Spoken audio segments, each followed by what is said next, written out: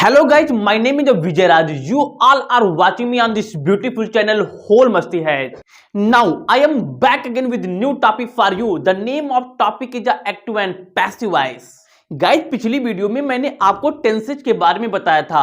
जैसा कि मैंने अभी जस्ट बोला है कि आज की वीडियो में मैं आपको एक्टिव एंड पैसिव वॉइस के बारे में बताऊंगा। जब मैं आपको एक्टिव और पैसिव वॉइस के बारे में बताऊंगा ना, तो believe in me and believe in yourself, आप ये एक्टिव पैसिव वॉइस अपने एंटायर लाइफ में कभी भूलोगे नहीं। आज हम आपको ऐसा एक्टिव पैसिव वॉइस का कॉन्सेप्ट बिल्डअप करेंगे आपके ब्रेन के अंदर कि आप अपने एंटायर लाइफ में इसको हमेशा मेमोरी की तरह हमेशा अपने दिमाग में कॉपी पेस्ट करके जरूर रखोगे। लेकिन ये तभी होगा जब आप मुझसे एक प्रॉमिस करें। प्रॉमिस ये करें कि आप सभी को टेंस की पूरी जानकारी जरूर है। अगर आपको टेंस की जानकारी ना हो तो मैंने प्रीवियस वीडियो यानी कि जो मैंने इसके पहले वीडियो बनाई थी उसमें मैंने टेंस की पूरी यानी कि फुल फ्लेज जानकारी आपको दी थी। अगर आपको सर्च करने में प्रॉब्लम होती है तो आपके कंफर्टेबल के लिए मैं उस वीडियो की लिंक डिस्क्रिप्शन बॉक्स में दे दूंगा, वहां जाके आप लोग विजिट कर सकते हैं। गाइज अब हम बात करते हैं वॉइस की। गाइज वॉइस दो प्रकार की होती है, एक एक्टिव वॉइस, दूसरी passive voice. Guys active voice क्या होते हैं? गाइज एक्टिव वॉइस वही वॉइस होते हैं जो आप लोग पढ़ते चले आ रहे हो। सबसे पहले इसमें एक वर्ड है वॉइस। वॉइस का मतलब क्या होता है? वॉइस का मतलब होता है ध्वनि यानी कि साउंड, यानी जो आप बोलते हो। एक बात समझो, हम जो भी बोलते हैं अगर उसको सेंटेंस वाइज कैटेगराइज किया जाए तो हम जितने भी सेंटेंस बोलते हैं उसको दो चरण यानी कि दो स्टेज में बोलते हैं। एक वह वॉइस यानी कि एक वह ध्वनि, एक वह सेंटेंस का प्रारूप जहां पर हम सेंटेंस में सब्जेक्ट की प्रायोरिटी को सबसे ऊपर रखते हैं। जब कभी भी हम अपने वाक्य के सब्जेक्ट पर ज्यादा फोकस करते हैं तो ये हमारे लिए होता है एक्टिव वॉइस। यानी आपने बिल्कुल सही समझा कि हमने जो सेंटेंसेज पढ़े थे यानी कि जो टेंस पढ़े थे उसमें क्या होता था। Ram is going to temple, I have completed my task. इसमें देखो ध्यान से, हमने जो भी दो वाक्य बोले इसमें काम करने वाला व्यक्ति मौजूद है, यानी इसमें सब्जेक्ट की अहमियत ज्यादा है, सब्जेक्ट की प्रायोरिटी ज्यादा है। तो जब कभी भी सब्जेक्ट की प्रायोरिटी होती है तो उससे हम लोग बोलते हैं एक्टिव वॉइस। अगर आपने यानी कि टेंस सीख रखा है यानी कि आपको एक्टिव वॉइस की अच्छी जानकारी है। नाउ अब हम बात करते हैं passive voice. Guys passive voice क्या होता है? अभी हम आपको ओरल बता रहे हैं, उसके बाद चलते हैं अपने व्हाइट बोर्ड की तरफ। पैसिव वॉइस क्या होता है? पैसिव वॉइस एक ऐसा वॉइस होता है जहां पर हम सब्जेक्ट पर ज्यादा फोकस नहीं करते हैं। यानी कि पैसिव वॉइस, देखो नाम इसका पैसिव वॉइस क्यों पड़ा? पैसिव मतलब होता है निष्क्रिय। एक वाक्य में क्या निष्क्रिय करना है, क्या हमें कम वैल्यू देना है, दैट इज सब्जेक्ट। यानी जब हम अपने वाक्य पे सब्जेक्ट पे ज्यादा नहीं फोकस करते हैं, हम अपने वाक्य के ऑब्जेक्ट पर फोकस करते हैं, तो वो हमारे पास होता है क्या? Passive voice. अब ये दोनों बातें एग्जांपल से ज्यादा बेहतर समझ में आएंगी। एग्जांपल देखो, जैसे मैंने कहा सिपाहियों ने आतंकवादी को मारा, सिपाहियों ने आतंकवादी को मारा, तो देखो ध्यान से, इसमें आतंकवादी को मारने का काम सिपाहियों ने किया है, यानी इसमें सब्जेक्ट की अटेंडेंस है, सब्जेक्ट की प्रेजेंटिंग है। उसी समय ऑन द अदर हैंड जब हमने ये कहा कि आतंकवादी मारे गए, इसमें किसने मारा? सैनिकों ने मारा, किसने मारा, इस पे हमारा पूरा फोकस नहीं है। हमारा टोटल का टोटल फोकस ये है काम पर कि आतंकवादी मारे गए। गाइस जब हम ये बोलते हैं कि आतंकवादी मारे गए तो ये हमारे लिए होता है पैसिव वॉइस। लेकिन जब हम ये बोलते हैं कि सिपाहियों ने आतंकवादी को मारा है तो ये हमारे लिए होता है active voice. Let's see more example. पहली बात ये समझो कि कम्युनिकेशन में हम बिना पैसिव वॉइस के सरवाइव कर ही नहीं सकते। अगर आपको पैसिव वॉइस नहीं आती तो बिलीव इन माई सेल्फ, आप स्पीकिंग में ठहर ही नहीं सकते। यानी अगर आपको 5 मिनट स्पेलिंग यानी कि अगर हम बोल दें कि किसी लेक्चर देना है इंग्लिश में, तो उसमें कम से कम 30 से 35 जो सेंटेंसेज होंगे ना, only will be in the form of passive voice. आगे हम एग्जाम्पल से और बेहतर समझते हैं। जैसे मैंने कहा राम जा रहा है, तो इसमें जाने का काम राम कर रहा है यानी कि सब्जेक्ट है, तो ये हमारे लिए होगा एक्टिव वॉइस। लेकिन जैसे हमने ये कहा कि राम को ले जाया जा रहा है, अब जब हमने ये कहा राम को ले जाया जा रहा है तो इसमें काम करने वाले पे ज्यादा फोकस नहीं है, केवल काम पे फोकस है। राम को ले जाना एक काम है, तो ये हमारे लिए हो जाएगा पैसिव वॉइस। जैसे मैंने कहा राम पत्र लिखता है, इसमें पत्र लिखने का काम राम स्वयं कर रहा है, तो यानी कि इसमें सब्जेक्ट है। इसलिए ये हमारे लिए एक्टिव वॉइस होगा। ऑन दी अदर हैंड जब हम ये कहते हैं कि पत्र लिखा जाता है या फिर पत्र लिखा जा रहा है, इसमें हमें नहीं मालूम कि काम कौन कर रहा है, यानी कि सब्जेक्ट नहीं है, इसमें पूरा का पूरा काम ऑब्जेक्ट पे है। ऑब्जेक्ट यहाँ पे क्या है, ऑब्जेक्ट क्या होता है, जब किसी के ऊपर हम काम करते हैं, यानी इसमें पत्र लिखने के ऊपर पूरा का पूरा फोकस है, इसीलिए हमारे लिए कौन सा वॉइस है, पैसिव वॉइस है। तो आपने थोड़ा बहुत समझा होगा कि एक्टिव पैसिव वॉइस क्या होता है। अब हम चलते हैं अपने व्हाइट बोर्ड की तरफ और वहां पे कॉन्सेप्ट को और डेवलप करते हैं, उसके बाद हम समझते हैं कि ये ग्रामर क्या है। तो अब हम इस कॉन्सेप्ट को और ज्यादा डेवलप करते हैं और समझते हैं इस पूरे के कॉन्सेप्ट को हम इस व्हाइट बोर्ड पे। गाइस सबसे पहले हम आपको ये बता दें कि कम्युनिकेशन में पैसिव वॉइस की इंपॉर्टेंस क्या है। हमने जैसे वीडियो की स्टार्टिंग में ही बताया कि अगर आपको पैसिव वॉइस नहीं आती तो आप यानी कि आप कम्युनिकेशन में सर्वाइव ही नहीं कर सकते।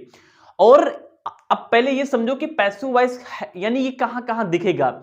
आप कोई भी कंपटीशन की तैयारी करते हो वहां दिखेगा, स्पोकन में इसके बिना भैया काम चल ही नहीं सकता। जब कभी भी हम लोग रीडिंग की बात करते हैं तो उसकी मीनिंग जब निकालते हैं तो वहां पे पैसिव वॉइस के सेंटेंस आकर के हमें कंफ्यूज कर देते हैं, वहां मिलेगा। जब हम कभी लेटर राइटिंग या ऐसे राइटिंग करते हैं तो वहां पे अगर हमें पैसिव वॉइस का कॉन्सेप्ट नहीं पता होता तो वहां हम सर्वाइव कर ही नहीं सकते। यानी कि अगर ओवरऑल समझा जाए तो पैसिव वॉइस की वजह से पूरी ये क्या करता है, अंग्रेजी में पूरा डोमिनेंट बना के रखता है, इसलिए ज्यादा इंपॉर्टेंट हो जाता है। तो आओ आज इसका करते हैं हम लोग पोस्टमार्टम और करते समझते हैं कि पैसिव वॉइस होता क्या है। समझो भैया, देखो सबसे पहले ये यहाँ पे क्या लिखा है, इसको लिखा रहने दो। सबसे पहले हम यही समझ लेते हैं, एक बार फिर से हम आपको क्लियर करेंगे पैसिव वॉइस होता क्या है। सबसे पहले यहां हम लिख लेते हैं एक्टिव और यहां हम लिख लेते हैं पैसिव। क्या लिख लेते हैं, पैसिव। पहले हम इसको समझते हैं कि ये होता है क्या है यार। एक्टिव वॉइस क्या होता है, जिसे हमने कहा राम, एग्जाम्पल ज्यादा बेहतर समझ में आता है, राम जाता है। देखो एक्टिव वॉइस वह वॉइस होता है जहां पर पूरा का पूरा दारो मदार हमारे पास सब्जेक्ट के पास होता है, यानी बिना सब्जेक्ट के एक्टिव वॉइस नहीं बन सकते। यानी क्या पता चला यार, देखो ध्यान से, जितने टेंस होते हैं सारे के सारे टेंस भैया सब्जेक्ट से बने होते हैं, यानी सब्जेक्ट से ही स्टार्ट होते हैं। और हमने ये बताया कि एक्टिव वॉइस वे होते हैं जहां पे सब्जेक्ट की प्राथमिकता सबसे ज्यादा होती है, यानी कि एक्टिव वॉइस वे वॉइस होते हैं जहां पे सब्जेक्ट किसी मेन वर्ब के बारे में बताता है। जैसे राम जाता है तो इसका ट्रांसलेशन भैया टेंस के माध्यम से आपको बता ही चुके हैं पहले। राम जाता है क्या हो जाएगा, गोज हो जाएगा। अब ज्यादा यहाँ पे पोस्टमास्टर नहीं चलेगा, समझो ता है तो इसलिए हम यहाँ पे क्या लगा दिया, यस लगा दिया। राम गोज, राम जाता है। अब देखो यहाँ पे जाने का काम राम स्वयं कर रहा है, यानी यहां पे मेन वर्ब जो है राम के माध्यम से परफॉर्म की जा रही है। तो जब कभी मेन वर्ब जो है वो किसी सब्जेक्ट के द्वारा काम किया जाए, यानी कि वो मेन वर्ब सब्जेक्ट पे डिपेंड करे, तो उससे हम लोग बोलते हैं एक्टिव वॉइस। या फिर ऐसे समझो कि जब कभी भी हमारी वाक्य में सब्जेक्ट पर पूरी प्रायोरिटी होती है, यानी सब्जेक्ट काम कर रहा होता है, तो उससे हम लोग बोलते हैं एक्टिव वॉइस। अब इसका कॉन्सेप्ट समझो यार, जो टेंस होते हैं टेंस में क्या काम होता है। अब यहां पे टेंस ही तो लिखा है, यानी टेंस में क्या होता है, सब्जेक्ट ही तो काम करता है। पहले हम आपको एकदम बेस यानी फंडामेंटल आपका तैयार कर रहे हैं। जब तक कि फाउंडेशन नहीं तैयार होती तब तक इमारत नहीं बनती है। तो सबसे पहले कहानी को समझो।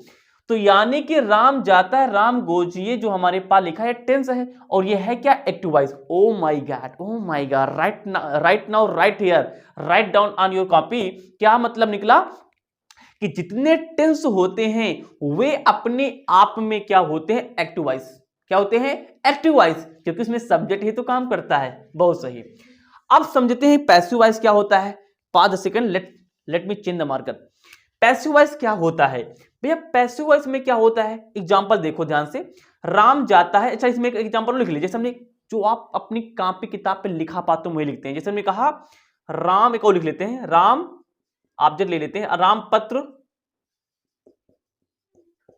लिखता है।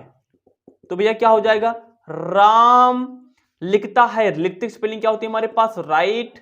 इसमें लगा लेंगे हम लोग क्या, एस, क्योंकि हमारे पास क्या है, सिंगुलर है। राम राइट्स, क्या लिखता है, एक पत्र लिखेगा तो यहां पे ए लगा लेते हैं, ए लेटर। क्या लगा लिया, a letter. Ram writes a letter. भैया इसमें काम हमारे पास सब्जेक्ट कर रहा है ना, तो ये हमारे लिए कौन हो जाएगा, एक्टिव वॉइस। अब देखो पैसिव वॉइस भैया, जैसे हमने ये कहा कि पत्र, देखो ध्यान से, राइटिंग कम बनती है भैया, मैनेज करते रहो। पत्र लेकिन समझा के छोड़ेंगे।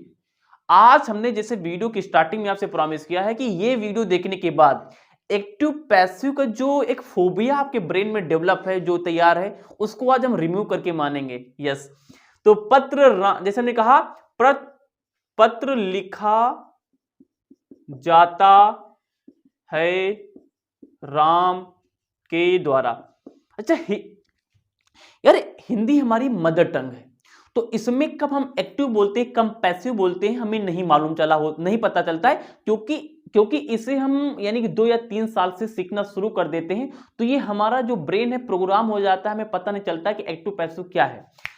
एक्चुअल में ये हिंदी में भी होता है भैया, हिंदी में है नहीं क्या, देखो ध्यान से, जैसे हमने कहा राम पत्र लिखता है, तो हम ये भी बोलेंगे कि पत्र राम के द्वारा लिखा जाता है। तो इसमें काम किस पे किया जा रहा है, सब ऑब्जेक्ट पे, यानी कि इसमें हम लोग सीधा ऑब्जेक्ट पे काम फोकस कर रहे हैं। काम कौन सा हमारे पास, पत्र लिखने का काम, तो ये हिंदी का हमारे पास पैसिव वॉइस हुआ ना।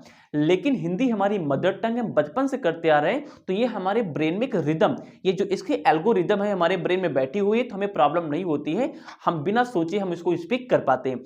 लेकिन जब बात करते हैं इंग्लिश की, इंग्लिश हमारी मदर टंग नहीं है, ये फॉरेन लैंग्वेज है, इसको हमको एडॉप्ट करना होगा, समझना होगा कि इसमें कैसे हम लोग एक्टिव वॉइस के वाक्य कैसे बोले जाते हैं और पैसिव वॉइस के वाक्य कैसे बोले जाते हैं। That's why I am telling you. हमने कहा पत्र लिखा जाता है राम के द्वारा। अब इस वाक्य को ध्यान से देखो, हमने क्या बताया, इस वाक्य में देखो पत्र लिखा जाता है राम के द्वारा, इसमें कौन लिखा है कम इंपॉर्टेंट है। कम इंपॉर्टेंट यानी उस पर हमने देखो बाद में जोर दिया, लेकिन पहले किस पे जोर दिया, पत्र लिखने पे जोर दिया। यानी पत्र लिखना क्या है, ऑब्जेक्ट क्या होता है, right now right here note down. भैया ऑब्जेक्ट वह होता है जब हम किसी भी चीज पे काम करते हैं, किसी भी चीज पे जब काम करते हैं तो वह चीज हमारे लिए ऑब्जेक्ट बन जाती है। पत्र को लिखने का काम हो रहा है तो पत्र हमारे लिए क्या है, ऑब्जेक्ट है, समझ गए होगे। तो पत्र लिखा जाता है राम के द्वारा, तो भैया यहां पत्र लिखने का काम हो रहा है, इसलिए हमारे लिए क्या है, यानी कि हमारे लिए क्या है, ऑब्जेक्ट है। और जब हम ऑब्जेक्ट पे फोकस करते तो हमारे लिए क्या होता है, पैसिव वॉइस। पहले इसका ट्रांसलेशन देख लेते हैं। अभी हम आपको सिखाएंगे ट्रांसलेशन कैसा बना। इसका ट्रांसलेशन होगा अ लेटर, अब ऐसे समझो, अ लेटर इज, ता है तो ये इज लगेगा, कभी हम बताएंगे कैसे। A letter is written by Ram है तो यहां पे लगा लेंगे Ram. A letter is written, ता है इसलिए a letter is written by Ram. अब देखो भैया, इसमें हमने इस वाक्य की स्टार्टिंग लेटर, लेटर हमारे लिए क्या है, एक ऑब्जेक्ट है, यानी हमने यहां पे ऑब्जेक्ट शुरू किया। इससे क्या पता चलता है, इससे ये पता चलता है कि पैसिव वॉइस में सारा का सारा काम हमारे पास ऑब्जेक्ट पर डिपेंड करता है। इसमें जो सब्जेक्ट होता, अच्छा इसको हम ऐसे लिख सकते थे, जैसे हमने ये लिखा कि पत्र लिखा जाता है, स्पोकन समझो, पत्र लिखा जाता है। तो भैया जब हम ये बोले कि पत्र लिखा जाता है तो क्या हो जाएगा इसका, अभी हम लोग देखेंगे कैसे बनता है। अभी ये समझो, पत्र लिखा ट्रांसलेशन होगा, पत्र लिखा जाता, a letter is written, a letter is written, भैया स्पेलिंग समझते रहो, ए लेटर इज रिटेन, पत्र लिखा जाता है, ट्रांसलेशन ये हो जाएगा। देखो ध्यान से, इसमें हमने बायराम यानी सब्जेक्ट लगाया, लेकिन बाद में लगाया, यानी सब्जेक्ट कभी कभी हो सकता है और वो जो होगा ना वो लेस इंपॉर्टेंट होगा। लेस इंपॉर्टेंट यानी कि हम पे डिपेंड करता है, चाहो तो उसके बारे में बताओ या ना बताओ, पूरा हमारा फोकस किस पे होता है, ऑब्जेक्ट होता है। और कभी कभी देखो हमने यहाँ पे लिखा है नहीं, पत्र लिखा जाता, हमने किसके द्वारा लिखा जाता है उससे फोकस किया ही नहीं, सीधा हमने ये बोल दिया कि पत्र लिखा जाता, अ लेटर इज रिटेन। यहां पे हमारे पास सब्जेक्ट है भैया, है ही नहीं। तो एक चीज और हो सकती है, कभी कभी हमारे पास सब्जेक्ट नो, यानी कि क्या बोल सकते हैं, नो यूज बोल सकते हैं, नो यूज, यानी कि ऑब्जेक्ट पे पूरा फोकस होता है, सब्जेक्ट पे लेस इंपॉर्टेंट होता है, यानी फोकस करते हैं कभी नहीं करते हैं, और कभी कभी भैया सब्जेक्ट होता ही नहीं। तो ये हमारे पास क्या होता है, पैसिव वॉइस। एग्जांपल समझो, आतंकवादी मारे गए, बिजली आ चुकी है। देखो ध्यान से, बिजली आ चुकी है, इसमें कौन लाया बिजली, इस पे फोकस नहीं, बिजली आ चुकी इस पे ज्यादा फोकस है। भैया नदी बह चुकी है, नदी सुबह से बह चुकी है। खाना खाया जा चुका है, खाना खा रहा हूं, आई खाना खा रहा हूं, मैं तो वीडियो बना रहा हूं, अरे मैं I am just taking example, खाना खा रहा हूं, मैंने फोकस नहीं किया खाना कौन खा रहा है, मैं फोकस ये कर रहा हूं कि खाना खाया जा रहा है, यानी ऑब्जेक्ट पे काम है। भैया सोच देखो कितने वाक्य बोले जा सकते हैं पैसिव वॉइस पे, यू कांट इवन इमेजिन। भैया बहुत सारे वाक्य, जितने एक्टिव के वाक्य बनते हैं भैया, जो एक्टिव के वाक्य बनते हैं उतने ही पैसिव के वाक्य बनते हैं। भैया एक्टिव तो हमारे इंग्लिश ग्रामर का बप्पा है, यानी कि हार्ट है, उसी प्रकार से भैया पैसिव भी बप्पा है, यानी कि ये क्या है, बप्पा बप्पा, यानी कि ये क्या है भैया, पावरफुल लोग हैं, यानी कि ये पावरफुल लोग हैं। तो भैया ये समझा कि आपने एक्टिव पैसिव होता क्या है, समझ गए होंगे आप लोग। अब हम ये समझेंगे कि भैया एक्टिव से जब पैसिव वॉइस हम बनाते हैं तो रूल क्या है, क्या पूरी कहानी है, हम ये समझेंगे। तो आई होप आपने समझा होगा कि पैसिव वॉइस क्या होता है। एक बार फिर से देख लेते हैं। एक्टिव वॉइस में सब्जेक्ट की प्रधानता होती है, सब्जेक्ट काम करता है इच्छा। अब बोले एक्टिव वॉइस क्या आप सीख चुके हैं भैया, टेंस तो आता है ना, हमने पहले पढ़ा दिया है। अगर आपको टेंस आता है तो टेंस ही तो एक्टिव वॉइस होते हैं, तो भैया आपने एक्टिव वॉइस सीख लिया। पैसिव वॉइस हमें सीखना है। पैसिव वॉइस क्या होता है, जहां पे ऑब्जेक्ट पे ज्यादा काम होता है, जैसे आतंकवादी मारे गए, ये बार बार इसलिए हम बोल रहे हैं जिससे आपको दिमाग में प्रिंट हो जाए। आतंकवादी मारे गए, कौन मार है इसे फोकस नहीं, आतंकवादी मारे गए, ये पूरा वाक्य हमारे लिए पैसिव वॉइस है। तो ये हमारे क्या लिए क्या होते हैं, पैसिव वॉइस होते हैं, क्योंकि हमारे पास सीधा ऑब्जेक्ट पे काम है। एग्जांपल हम बीच बीच में देते रहेंगे। तो पैसिव वॉइस में ऑब्जेक्ट पे ज्यादा फोकस होता है, इसमें सब्जेक्ट हो सकता है या तो फिर नहीं हो सकता है, उसे हम लोग बोलते हैं क्या, पैसिव वॉइस बोलते हैं। अब भैया वीडियो को हम ले चलते हैं आगे, जस्ट पाज गाइस। जब हम समझते हैं कि पैसिव वॉइस का सिलेबस क्या है, अरे सुनो भैया, जितना एक्टिव वॉइस का सिलेबस है भैया, एक्टिव वॉइस में क्या होता है, सब्जेक्ट काम करता है। हम सब्जेक्ट को निकाल फेंकेंगे बाहर, वही हमारे पास सीधा फोकस हो जाएगा ऑब्जेक्ट पे, तो हमारे पास बन जाएगा पैसिव वॉइस। यानी बात यहां पे ये समझ में आई कि जितने वाक्य एक्टिव के होते हैं, जितने कॉन्सेप्ट एक्टिव के होते हैं, उतने कॉन्सेप्ट पैसिव के ही होते हैं। अगर हमें एक्टिव का कितना ग्रामर है ये पता चल जाए तो हम पैसिव अपने आप बना लेंगे, वहां सब्जेक्ट आके सीधा ऑब्जेक्ट रख देंगे। Let's see. तो यहां मैंने पहले से लिख रखा है भैया, जब कभी हम लोग एक्टिव की बात करते हैं तो एक्टिव का जो सिलेबस ये आता है, यानी यहां पे ये देखो ध्यान से भैया, tense, modal, imperative sentence and infinitive, ये चार कॉन्सेप्ट होते हैं जहां पे हम लोग एक्टिव से पैसिव बनाना सीखते हैं। टेंस कितने होते हैं हमारे भैया, 12 टेंस होते हैं। अब आपने कभी सीखा होगा केवल 12 में से 8 का ही पैसिव वॉइस बनता है, गलत। हम आपको बताएंगे कि 12 टेंस में से 12 के 12 का भी पैसिव वॉइस बनता है। बस आप वीडियो के अंत तक बने रहें। हम सीखेंगे कि जो मॉड्यूल्स होते हैं भैया, मॉड्यूल वाले वाक्य, मॉड्यूल क्या होते हैं, जैसे हमारे पास कैन, इसके भी वीडियो जल्दी पढ़ने वाली है। कैन, मे, माइट, ये हमारे सब क्या होते हैं भैया, एक्स्ट्रा एक्स्ट्रा एक्स्ट्रा, ये सब हमारे पास एंड सो ऑन, ये हमारे पास क्या होते हैं, मॉड्यूल्स होते हैं। इंपेरेटिव सेंटेंस क्या होता है, go there, come here. Sir ji go there में सब्जेक्ट तो है ही नहीं भैया, गो देयर में यू छुपा होता है। जैसे हमने बोला सेंटेंसेज, जैसे हमने बोला गो देयर, इंपेरेटिव सेंटेंस है, इसमें भैया आप बोलो कि सर जी ये आप ये बता रहे हो कि इसमें हमारे पास क्या होता है, ये हमारे पास इसमें सब्जेक्ट होना चाहिए, तभी तो इसको पैसिव में बदलेंगे, सब्जेक्ट हटा के वहां पे ऑब्जेक्ट आ जाएगा। तो इसमें था ही नहीं है भैया। जो हमारे पास जितने भी इंपेरेटिव सेंटेंस होते हैं वहां पे जो सब्जेक्ट के तौर पर यू हमारे पास क्या होता है, हिडन होता है। क्या होता है, हिडन होता है। तो भैया ये हमारे पास इंपेरेटिव सेंटेंस एक्टिव होते हैं, तो इनको जब बदलेंगे पैसिव में तो कुछ रूल समझेंगे।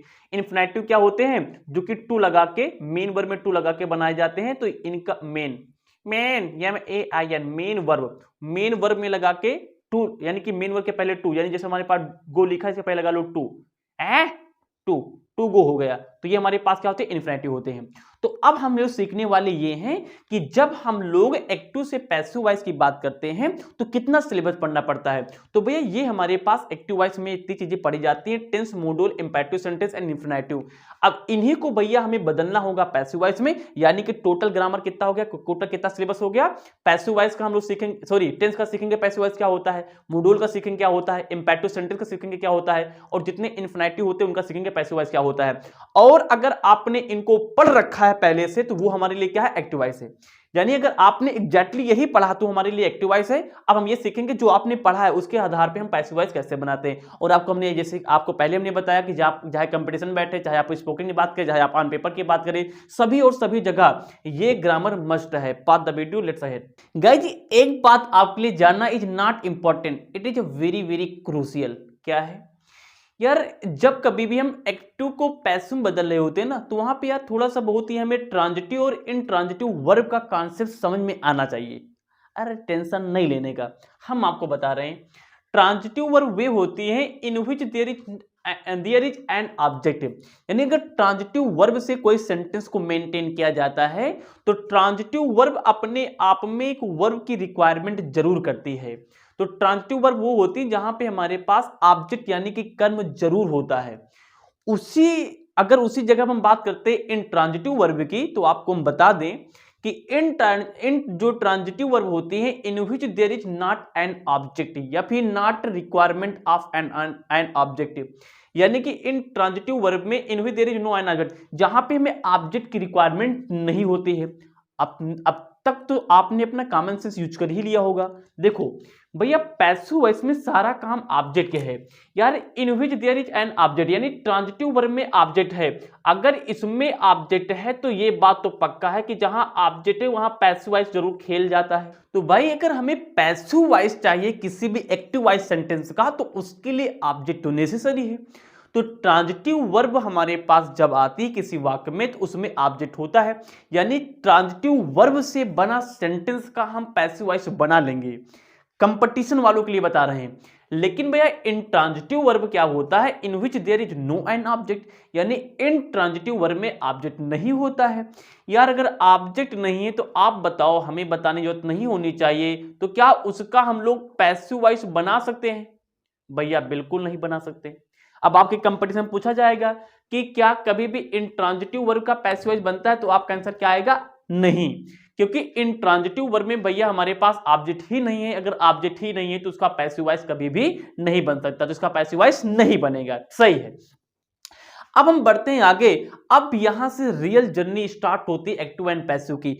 अब वीडियो को ध्यान से समझो। आज के बाद आपको कभी भी किसी भी के सामने, किसी भी क्वेश्चन पेपर के सामने पैसिव वॉइस के क्वेश्चन देखते समय लज्जा फील नहीं होगी। सोहो देखो कैसे। एक बात आप बताओ, जब कभी हम लोग एक्टिव का सेंटेंस लिखते हैं तो जनरल जो फॉर्मूला होता है, यानी जो सामान्य सूत्र होता है किसी भी एक्टिव सेंटेंस का, एक्टिव बोले तो समझ जाना टेंस की बात हो रही है, तो क्या ये नहीं होता है? भाई हम सब्जेक्ट लिखते हैं, उसके बाद सब्जेक्ट के हिसाब से अगर यहाँ पे हेल्पिंग वर्ब आना होता है तो हेल्पिंग वर्ब लगा देते हैं। तो हम भैया हेल्पिंग वर्ब, चलो मेन ग्रुप से हम देखते हैं सब्जेक्ट होता है, उसके बाद मेन वर्ब होता है, उसके बाद हमारे पास क्या होता है? ऑब्जेक्ट होता है। अब जो भी टेंस में जाएंगे उसके हिसाब से यहाँ पे हम लोग क्या करेंगे? हेल्पिंग वर्ब लगा लेंगे। मेन तीन चीजों के बारे में समझना होता है। ठीक है, इतना समझ लिया सर? हाँ सर, आप ये बता रहे हो कि सब्जेक्ट होता है, मेन वर्ब होती है और ऑब्जेक्ट होता है। सर ये क्या लगाए पड़े हो? भैया देखो, कभी कभी कोई टेंस ऐसा आता है जहां पे सब्जेक्ट और मेन वर्ब की यस फॉर्म यूज होती है। ये फॉर्म ही लिखी है, मेन वर्ब की यस या yes form, first form, second form, third form या आईएनजी फॉर्म। तो भैया या तो सब्जेक्ट के साथ में मेन वर्ब की यस या यस फॉर्म आती है, एग्जांपल के लिए प्रेजेंट का इंडेफिनिट टेंस, या तो भैया मेन वर्ब सब्जेक्ट के साथ में फर्स्ट फॉर्म, या तो सेकंड फॉर्म, या तो यानी कि थर्ड फॉर्म, या तो फिर आईएनजी फॉर्म, या तो फिर हमारे पास ऑब्जेक्ट। यानी इस कॉन्सेप्ट में कोई भी एक्टिव वॉइस का वाक्य बना होता है। अब भैया अगर इसी यानी सेंटेंस को, इसी एक्टिव वॉइस को हमें पैसिव वॉइस में बदलना है तो हम क्या देखते हैं? देखो एक मजे वाली बात बताएं, क्रॉस मल्टीप्लाई। मैथ के बच्चे जल्दी समझ गए होंगे। यार जब कभी एक्टिव को पैसिव में बदलना होता है ना, तो जो प्लेस सब्जेक्ट का है वो चला जाता है ऑब्जेक्ट के स्थान पे, और जो प्लेस ऑब्जेक्ट का है वो चला जाता है सब्जेक्ट के स्थान पे।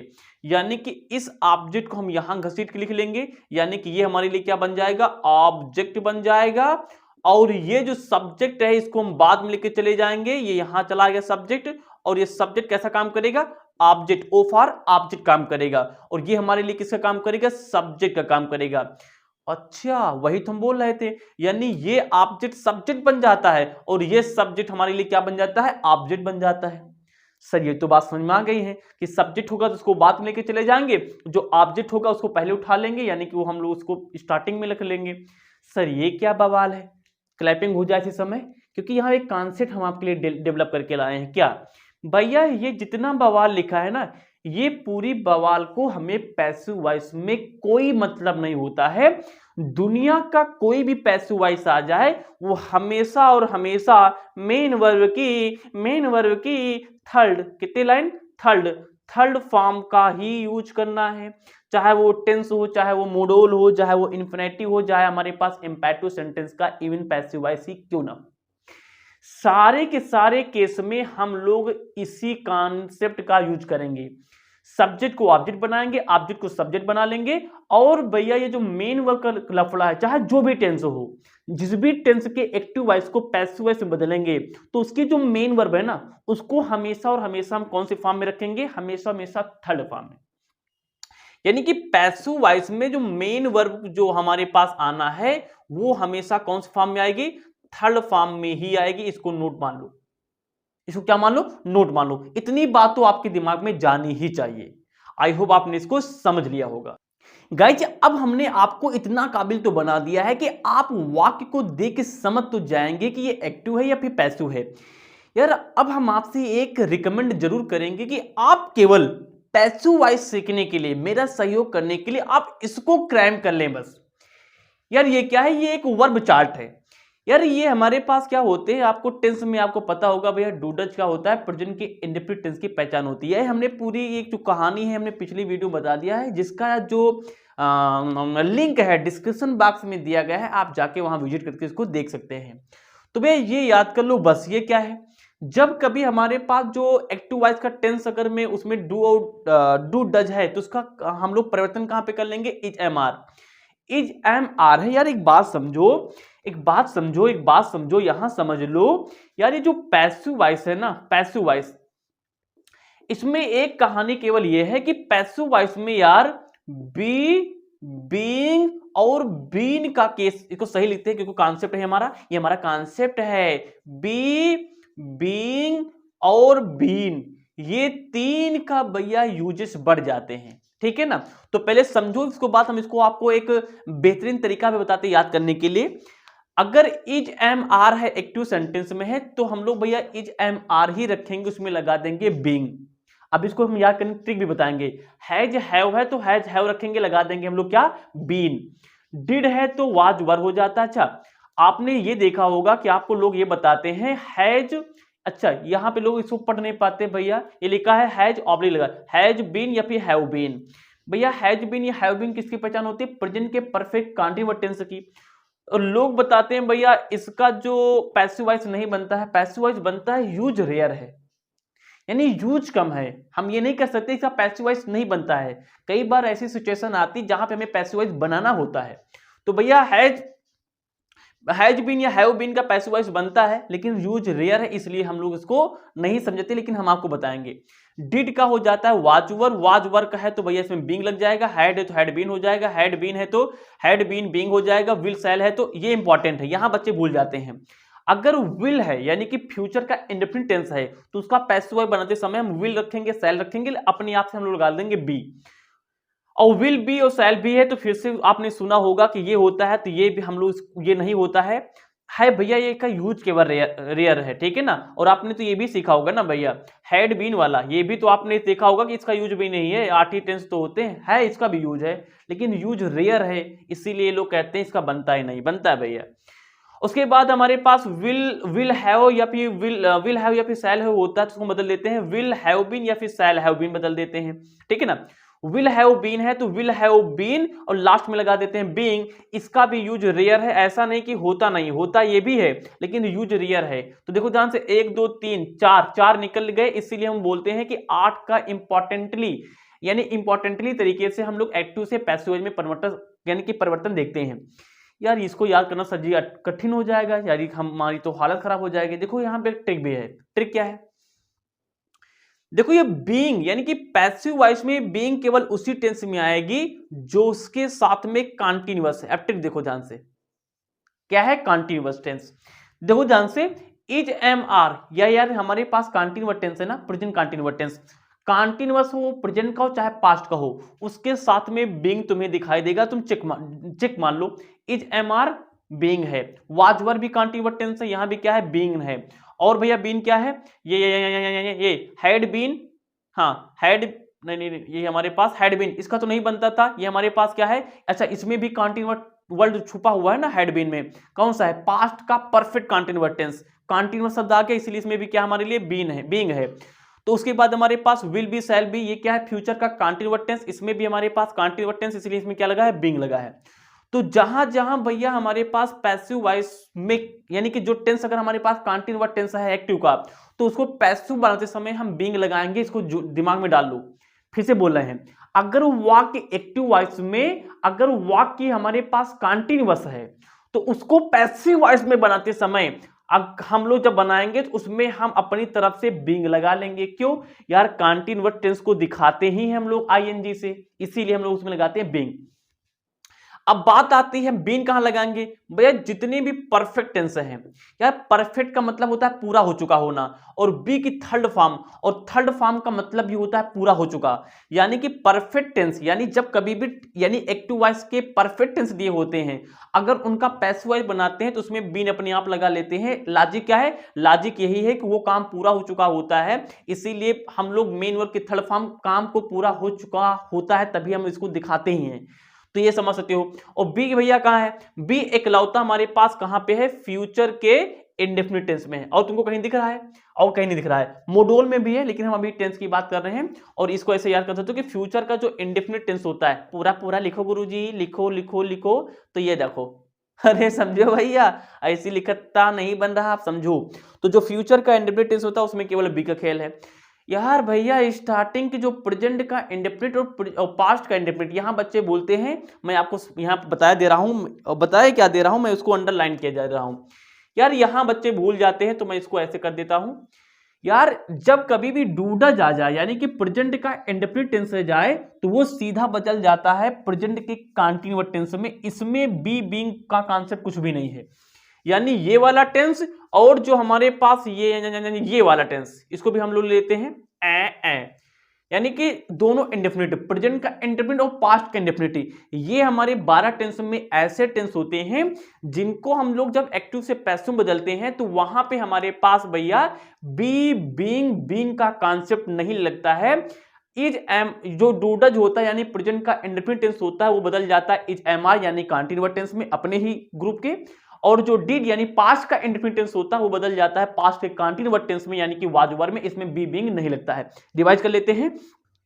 अगर एक्टिव का वाक्य हमारे पास कंटीन्यूअस टेंस है तो उसको पैसिव बनाते समय बीइंग लगाते हैं।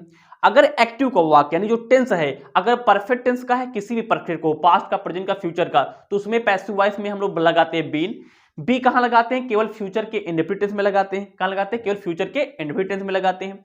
और भैया डूडज को हम लोग हमेशा इज एम आर में लगाते हैं, वहां पे बी बीइंग नहीं लगता है।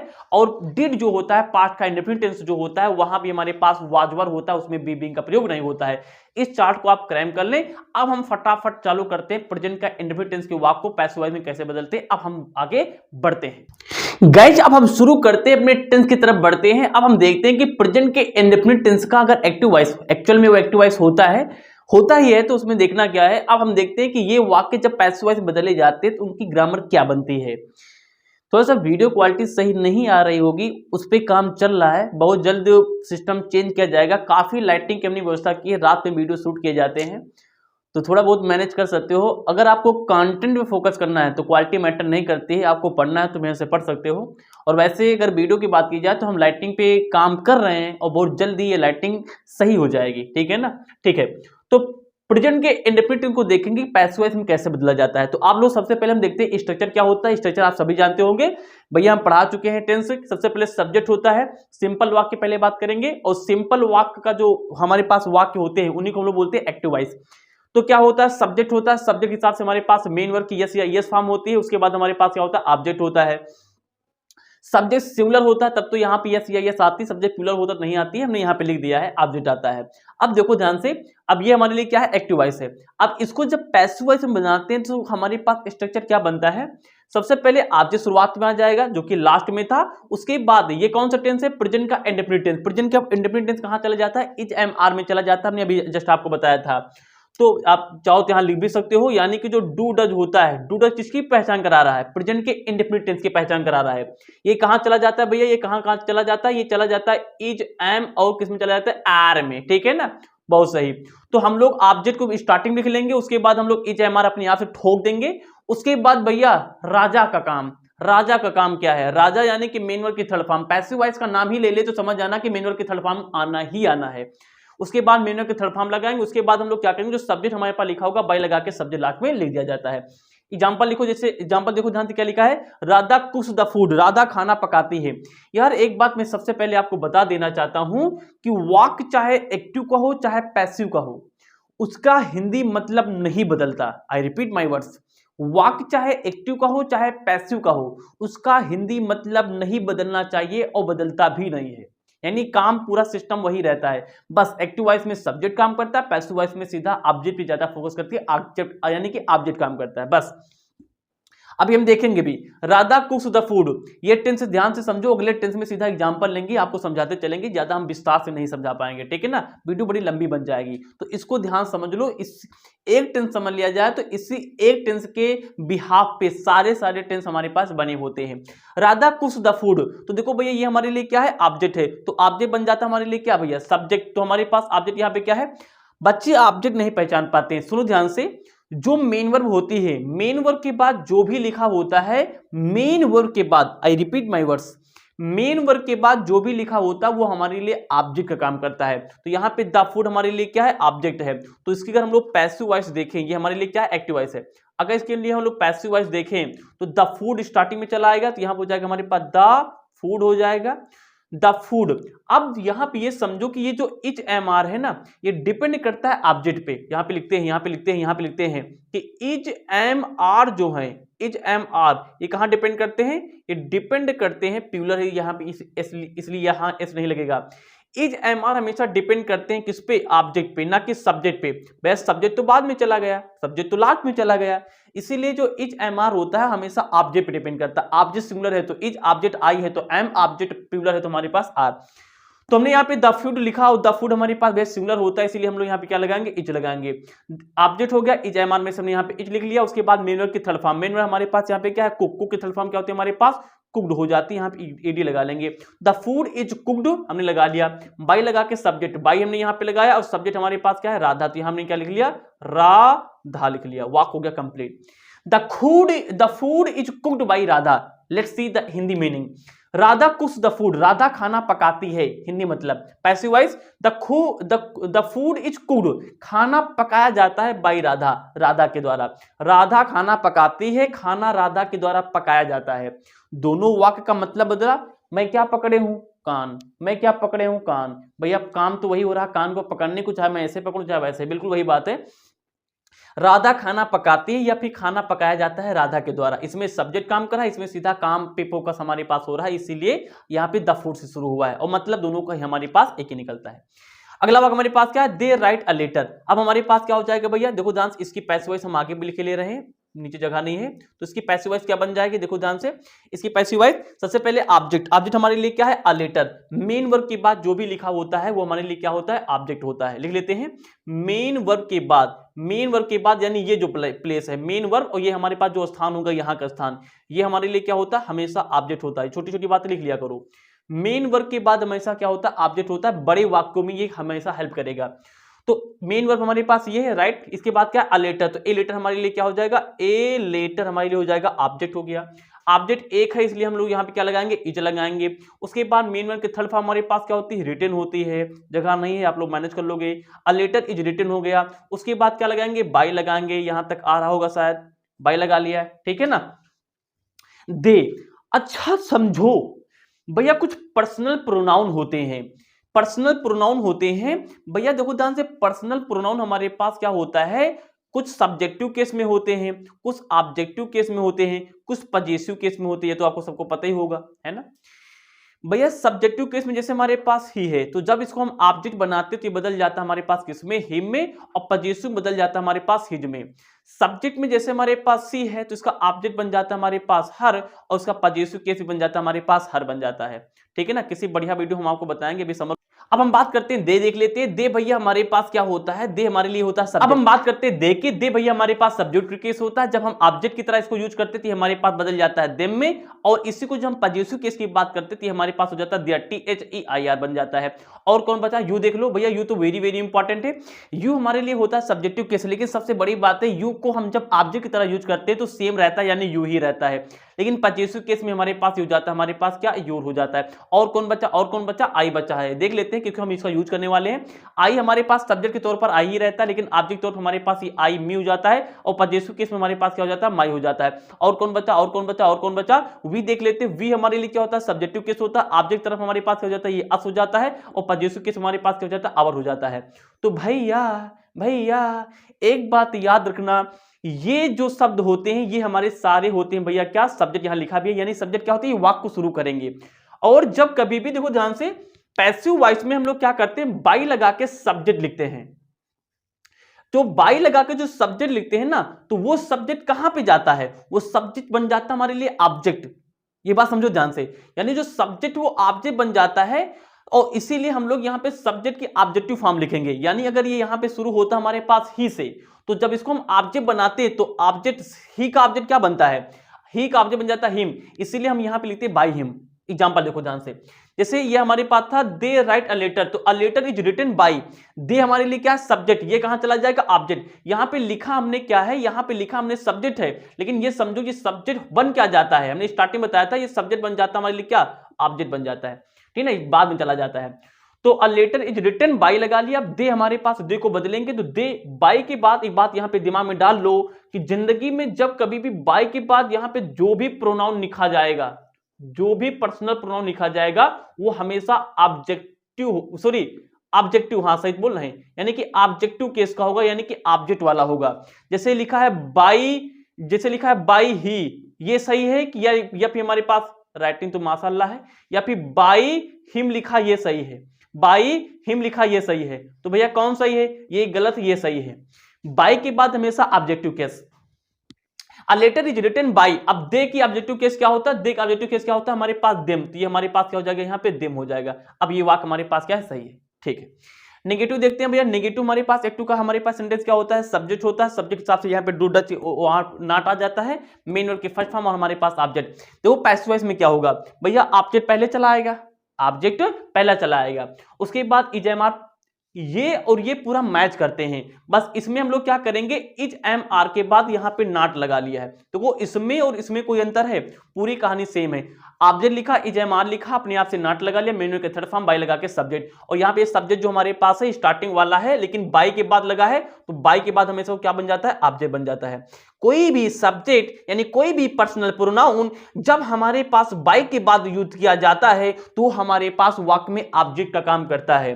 तो ऑब्जेक्ट लेंगे, इजएमआर लेंगे, नॉट लगाएंगे, मेनू के थर्ड फॉर्म लगाएंगे, बाय लगा के सब्जेक्ट लेंगे। एग्जांपल देते हैं, he does not call you, you हमारे लिए क्या भैया, हमने बताया था मेन वर्ब के बाद हमेशा ऑब्जेक्ट होता है। हमारी वर्ड को बोलो ध्यान से, बोलो बोलो बोलो बोलो, मेन वर्ब के बाद क्या होता है, हमेशा ऑब्जेक्ट होता है। Let me change the marker, तो हमारे पास यहाँ पे ऑब्जेक्ट के तौर पे क्या है, तुम बेटा जाओ यहाँ पे, तो यू हो गया हमारे पास ऑब्जेक्ट। ये कौन सा वर्ड बनाने जा रहे हैं, पैसिव को वहां पे आओ लिख लेते हैं, यार क्या कर रहे हो क्या कर रहे हो। तो ये एक्टिव वॉइस का वाक्य लिखा है, यहाँ पे इसका हम लोग पैसिव देखते हैं भैया, तो पैसिव क्या बन जाएगा, आप लोग लिखते चलो इसी समय। सबसे पहले ऑब्जेक्ट क्या हमारे पास है, ऑब्जेक्ट, ऑब्जेक्ट हमारे पास क्या है भैया, यू। अच्छा अगर ये, अच्छा सबसे बड़ी बात है, जब ये ऑब्जेक्ट यूज सब्जेक्ट बनेगा, जब ऑब्जेक्ट यूज सब्जेक्ट बनेगा तो ये सेम है, इसीलिए हमने यहाँ पे यू ही रखा। लेकिन जैसे देम लिखा होता, तो देम को जब ऑब्जेक्ट सब्जेक्ट बनाते हैं ना, तो वहां पे दे हो जाता है, ये समझने वाली बात है। तो यू को जो कि ऑब्जेक्ट जब सब्जेक्ट बनाएंगे तो यू ही रहेगा, तो यू हो गया। अब हमारे पास सब्जेक्ट के हिसाब से क्या आएगा, हमारे पास सब्जेक्ट के हिसाब से इज एम आर, तो भैया यू प्लूरल, तो यहाँ पे क्या आएगा, आर आएगा, ठीक है ना, आर लगा लिया। और नेगेटिव हो तो यहाँ पे नॉट तो लगाना ही पड़ेगा, तो यू आर नॉट। उसके बाद मेन के थर्ड फॉर्म काल लिखा, तो काल के थर्ड फॉर्म क्या हो जाएगी हमारे पास, कॉल्ड हो जाएगी, तो यू आर नॉट कॉल्ड हो गया, ठीक है ना। उसके बाद हमारे पास क्या लिखा है, सब्जेक्ट, सब्जेक्ट हमारे पास क्या है, ही बन जाएगा ऑब्जेक्ट, तो ऑब्जेक्ट हम लोग कहां लिखते हैं, बाय लगा के लिखते हैं, तो बाय लिख लिया हमारे पास। अब ही की ऑब्जेक्टिव केस, ही का ऑब्जेक्टिव केस हमारे पास क्या है, हिम है, तो यहां पे क्या लिख लेंगे हम लोग, हिम लिख लेंगे, वाक हमारे पास हो गया complete, you are not called by him. Next वाला लिखते हैं, Manoj do not, Manoj does not bring vegetables, तो देखो ध्यान से इसका पैसिव वॉइस देखो भैया, भड़ाका भड़ाका भड़ाका, तो पैसिव वॉइस हमारे पास क्या है, वेजिटेबल, तो वेजिटेबल, तो वेजिटेबल्स है तो ये टेबल्स लगा लिया। प्लूरल है तो भैया क्या आएगा, आर आएगा। नेगेटिव है तो नॉट आएगा। मेन वर्ब भैया है तो उसकी थर्ड फॉर्म आएगी पैसिव वॉइस में, ब्रॉट, तो ब्रॉट आ गया, ठीक है ना, ब्रिंग की थर्ड फॉर्म ब्रॉट होती है। उसके बाद बाय लगाएंगे। अब हमारे पास सब्जेक्ट क्या है भैया, अब सब्जेक्ट हमारे पास क्या है, सब्जेक्ट मनोज है, तो किसी का नाम जब होता है ना, तो नाम में नो चेंज, जो होता है वही हम बाय लगा के लिख देते हैं, मनोज। तो vegetables are not brought by Manoj, ये हमारे हो गया पैसिव वॉइस। तो ये हमारे पास यहाँ पे हो गया खत्म। एक बात समझ लो, जब कभी हमारे पास कोई नाम होता है, जैसे मनोज है, एक सेकेंड ये छोटी छोटी बातें लिख लिया करो, जैसे मनोज है, अगर किसी का नाम है, अगर उस नाम को हम लोग पैसिव वॉइस में बदलते हैं, तो जो बाय के बाद हम लोग लगाते हैं वो नाम सेम ही रहता है। नेम क्या होता है, सेम रहता है, नेम में किसी प्रकार का परिवर्तन नहीं होता है, केवल पर्सनल प्रोनाउन बदल जाते हैं। आई रिपीट माई वर्ड्स, अगर हमारे पास एक्टिव में प्रोनाउन है, अगर उनका पैसिव वॉइस बनाते हैं तो वो भैया बाय के बाद ऑब्जेक्टिव केस हो जाता है। लेकिन अगर वाक्य में कोई नाम है, एक्टिव वॉइस का है, अगर उसको हम लोग पैसिव वॉइस में बनाते हैं तो नाम चेंज नहीं होता है, सेम रहता है। इसका स्क्रीनशॉट लो, आई होप आपने इसको समझा होगा। अब समझते हैं हम लोग इंट्रोगेटिव। गाइज अब हम बढ़ते हैं प्रेजेंट के इंडेफिनिट टेंस के। अगर हमारे पास इंट्रोगेटिव वाक्य होते हैं तो उनका हम लोग पैसिव वॉइस कैसे बनाते हैं। तो भैया इंट्रोगेटिव हमारे पास स्ट्रक्चर क्या होता है, डू या डज होता है, सब्जेक्ट होता है, मेन के फर्स्ट फॉर्म, उसके बाद हमारे पास क्या होता है, ऑब्जेक्ट होता है। अब भैया इसको जब हम लोग भैया डू डज है तो मेन के फर्स्ट फॉर्म आएगी। जब इसको हम लोग पैसिव वॉइस बनाते हैं तो क्या होता है भैया, अब हम लोग इज मान लिखते हैं, उसके बाद हम लोग सब जो ऑब्जेक्ट लास्ट में होता है पहले आ जाता है, उसके बाद मेन के थर्ड फॉर्म आना, उसके बाद हमारे पास बाय लगा के सब्जेक्ट। एग्जांपल देखो ध्यान से, डज राम किल देम, ये वाक्य ध्यान समझो, यहां से बोर्ड एग्जाम में आते हैं, कंपटीशन में भी इवन आते हैं, तो जो कंपटीशन की तैयारी करता है उनके लिए भी है। देखो कैसे होगा। अब भैया अभी तक क्या होता था, अगर हम लोग डज को भूल जाएं, अगर इन तीनों को देखें तो इन तीनों में क्या होता था, इन जब इंट्रोगेटिव वाक्य आया करे तो उसमें डज को भूल जाया करो। इन तीनों को देखो, इसमें सबसे पहले ऑब्जेक्ट को सब्जेक्ट बना लेते थे, तो हमारे पास ऑब्जेक्ट क्या है, मेन वर्ब के बाद देम, तो देम आ जाएगा, है ना, ये तो आएगा, है ना। गलत ही गलत भैया, दे यहां पे ऑब्जेक्टिव केस है। अब इसको हम सब्जेक्ट बनाने जा रहे हैं, तो अभी हमने यहां पे लिखा था, यह भी हमने यहां पे लिखा था कि जो THEY होता है इसका ऑब्जेक्टिव केस क्या होता है, देम होता है। अब इसको हम सब्जेक्ट बनाने जा रहे हैं, यानी कि हम लोग दे नहीं लिखेंगे, वहां पे लिखेंगे इसका ऑब्जेक्टिव केस क्या, दे। ये है बुद्धिमानी वाला काम, थे, तो दे हो गया, है ना। अब देखो भैया, जो पैसिव वॉइस के जो हमारे पास स्ट्रक्चर, इसमें क्या है, ऑब्जेक्ट के पहले इजमार है। भैया ऑब्जेक्ट हमारे पास क्या है, दे है, यानी प्यूलर है, तो प्यूलर के लिए इजमार में से क्या आएगा, डेफिनेटली आर आएगा। क्या आएगा, आर। आर दे हो गया। उसके बाद क्या हमारे पास, मेन वर्ब की third form, main verb third form हमारे पास क्या है, यहाँ पे किल है, किल माने जान से मारना, तो यहाँ हो जाएगा किल्ड, आर दे किल्ड हो जाएगा, ठीक है ना। उसके बाद बाई लगा लेंगे, और राम है तो भैया नाम किसी को नहीं बदलता, नाम लिख लेंगे, नाम थोड़ा बदल लेना है। अच्छा हमने बात बता दी, इनका हिंदी मतलब सेम होना चाहिए। देखो ध्यान से, डज राम किल देम, क्या राम उनको, यानी बहुत सारे लोग को मारता है, क्या राम उनको मारता है, तो does Ram kill them. Passive voice, are they killed, क्या वे मारे जाते हैं बाय राम, राम के द्वारा, क्या राम उनको मारता है या फिर क्या वे राम के द्वारा मारे जाते हैं। क्या मतलब बदल गया, मतलब सेम ही, इसमें सब्जेक्ट काम करता है, इसमें ऑब्जेक्ट पे काम होता है। Do you rob Manoj, rob माने होता है लूटना, डू यू रॉब मनोज, आओ कर लेते हैं भैया। तो इसमें क्या करेंगे, अगर इसको भूल जाया जाए तो ये हमारे लिए क्या है भैया, ऑब्जेक्ट है, ऑब्जेक्ट सबसे पहले आता है, तो मनोज हो गया, ए मनोज, आओ इधर, मनोज, मनोज किसी का नाम है, किसी। अब यहां पे बात समझने वाली है, अगर वाक्य इंट्रोगेटिव है, यानी कि वो क्वेश्चन वर्ड से शुरू हुआ या फिर हमारे पास हेल्पिंग वर्ड से शुरू हुआ है, तो पैसिव वॉइस भी बिल्कुल वैसा ही होगा, क्योंकि आंसर सेम लाना है। ऐसा थोड़ो कि इसमें प्रश्न पूछा जा रहा है, इसका पैसिव वॉइस बनाएंगे तो यहां से आर हट ही जाएगा। भैया प्रश्न ये भी पूछेगा, इसीलिए आर यहां पे स्टार्टिंग में ही रहेगा। समझे हो ना, समझ जाओ। तो मनोज लिख लिया। अब ये इंट्रोगेटिव, इसको भी इंट्रोगेटिव बनाना पड़ेगा, तो मनोज किसी का नाम है, किसी के नाम के लिए क्या लगाएंगे हम लोग यहाँ पे, इज, तो इज मनोज। अब उसके बाद क्या आती है, मेन वर्ब की थर्ड फॉर्म, रॉब है, तो रॉब की थर्ड फॉर्म क्या हो जाएगी, रॉब्ड हो जाएगा, क्या हो जाएगा, रॉब्ड। तो इज मनोज रॉब्ड हो गया, बाई लगाएंगे अपने आप, मेन वर्ब की थर्ड, सॉरी, अब हमारे पास क्या है, सब्जेक्ट बनेगा ऑब्जेक्ट। यार यू का ऑब्जेक्ट भी क्या होता है हमारे पास, यू ही होता है। वाक हो गया हमारे पास क्या, complete, is Manoj robbed by you हो गया। हाँ सर जी, आपने यहां पे यस या नो टाइप के इंट्रोगेटिव तो करा दिए आपने, तो WH वाले फैमिली के कराए ही नहीं। अरे बड़ा आसान है, देखो उसमें मैजिक है। जैसे अगर यही वाक्य हमारे पास लिखा होता, जैसे यहां पे मान लो लगा होता व्हाई, समझो बात को, why does Ram kill them, यानी राम उन्हें क्यों मारता है, तो भैया पैसिव वॉइस में क्या कुछ बदल जाता, नहीं, इसमें कुछ नहीं बदलेगा, इसमें भी स्टार्टिंग में वाई लग जाएगा। यानी कि जब हमारे पास एक्टिव वॉइस WH फैमिली से शुरू होता है तो उसका पैसिव भी सेम WH से ही शुरू होगा। जैसे हमने लिया डू यू रॉब मनोज, जैसे हमने लिख दिया व्हेन लगा लिया, मान लो यहां पे क्या लगा लिया हमने, व्हेन लगा लिया, when do you rob the Manoj, तो क्या पैसिव बदल जाएगी, नहीं, यहां भी बिल्कुल हमारे पास व्हेन ही रहेगा। बिल्कुल पैसिव वॉइस बन गया। यानी कि अगर आप यस या नो टाइप के जो हमारे पास सेंटेंसेज होते हैं उनका पैसिव वॉइस बदल लेते हो, तो अगर क्वेश्चन वर्ड कहा जाए तो भैया क्वेश्चन वर्ड सेम लगा देना, काम खत्म, हो गई कहानी। एग्जांपल एक और देख लो फटाक से इसका। जैसे ने बोला क्या बोला, वही बोला, क्या बोला, जैसे ने बोला व्हाई, कोई ले लेते हैं, राम लिख लो, व्हाई व्हाई राम एक है तो डज आएगा, why does Ram call you thief, why does Ram call you thief, Ram तुम्हें चोर क्यों पुकारता है। देखो भैया इसको देख लो ना, इसका पैसिव वॉइस बनाएंगे तो जो हमारे पास मेन वर्ब के बाद हमारे पास रहता है वो हमारे लिए क्या है, ऑब्जेक्ट है। तो यू है ना, तो यू हमारे लिए क्या है, ऑब्जेक्ट है, तो यू लिख लिया हमने। अब यू हमारे लिए क्या है, प्लूरल है, तो यहां पे क्या लगाएंगे, आर लगाएंगे। हम इसको देख ही नहीं रहे, बाद में व्हाई लगा लेंगे, पहले हम इसको बदल लेते हैं, इसको बदलना तो हमने सीख ही लिया है। तो हमने यहां पे क्या लगाया, आर लगा लिया, क्योंकि यू आएगा पहले, यू आर लगा लिया। उसके बाद क्या था, मेन वर्ब के थर्ड फॉर्म, मेन वर्ब हमारे पास क्या है, काल, काल थर्ड फॉर्म क्या हो जाएगा, काल हो जाएगा, आर यू कॉल्ड। उसके बाद हमारे पास क्या है, उसके बाद यहां पे चाहो तो पहले बाई लगा के सब्जेक्ट ले लो, सब्जेक्ट हमारे पास क्या है, राम। अब जो वाक्य का बचा हो उसको छापो, यहां पे क्या बचा, थीप बचा था ना, तो थीप यहां लगा लो, थीप लगा लिया। गुरुजी वाई बचा है, अरे वाई यहां लगाओ ना, हमने कहा कि एक्टिव हो चाहे पैसिव हो उसका क्वेश्चन वर्ड सेम ही रहेगा, तो लगा लिया, बदल गया हमारे पास, इंटरोगेटिव मार्क लगा लो। तो why does Ram call you thief, या फिर why are you called by Ram thief, मतलब देख लो, why does Ram call you thief, Ram तुम्हें चोर क्यों पुकारता है, why are you called by Ram thief, तुम क्यों पुकारे जाते हो राम के द्वारा चोर। बात तो एक ही है, इसमें सब्जेक्ट काम कर रहा है, इसमें ऑब्जेक्ट ऊपर काम कर रहा है। तो इस प्रकार से भैया प्रेजेंट का इन्वर्टेंस होता है हमारे पास खत्म। हम आपके लिए ताबड़तोड़ मेहनत कर रहे हैं भैया, इसी समय वीडियो को लाइक कर दें जरूर।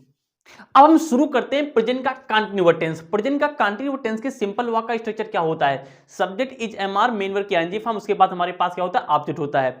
पैसिव वॉइस का सिंपल ये सिंपल का स्ट्रक्चर था। पैसिव वॉइस का क्या बन जाएगा भैया, ऑब्जेक्ट चला जाएगा सब्जेक्ट स्थान पे, सब्जेक्ट इज एमआर, अभी इसका हमने पहले इसको हमने चार्ट बनवाया था, आपको वहां पे पता होगा, इज एमआर बन जाएगा। और हमने बताया था कि जितनी भी कंटीन्यूअस टेंस होते हैं, यहां पे लिखा नहीं हमने, यहां पे लिख लेते हैं, ये हमारे पास क्या है, प्रेजेंट का कॉन्टिन्यूअस टेंस है।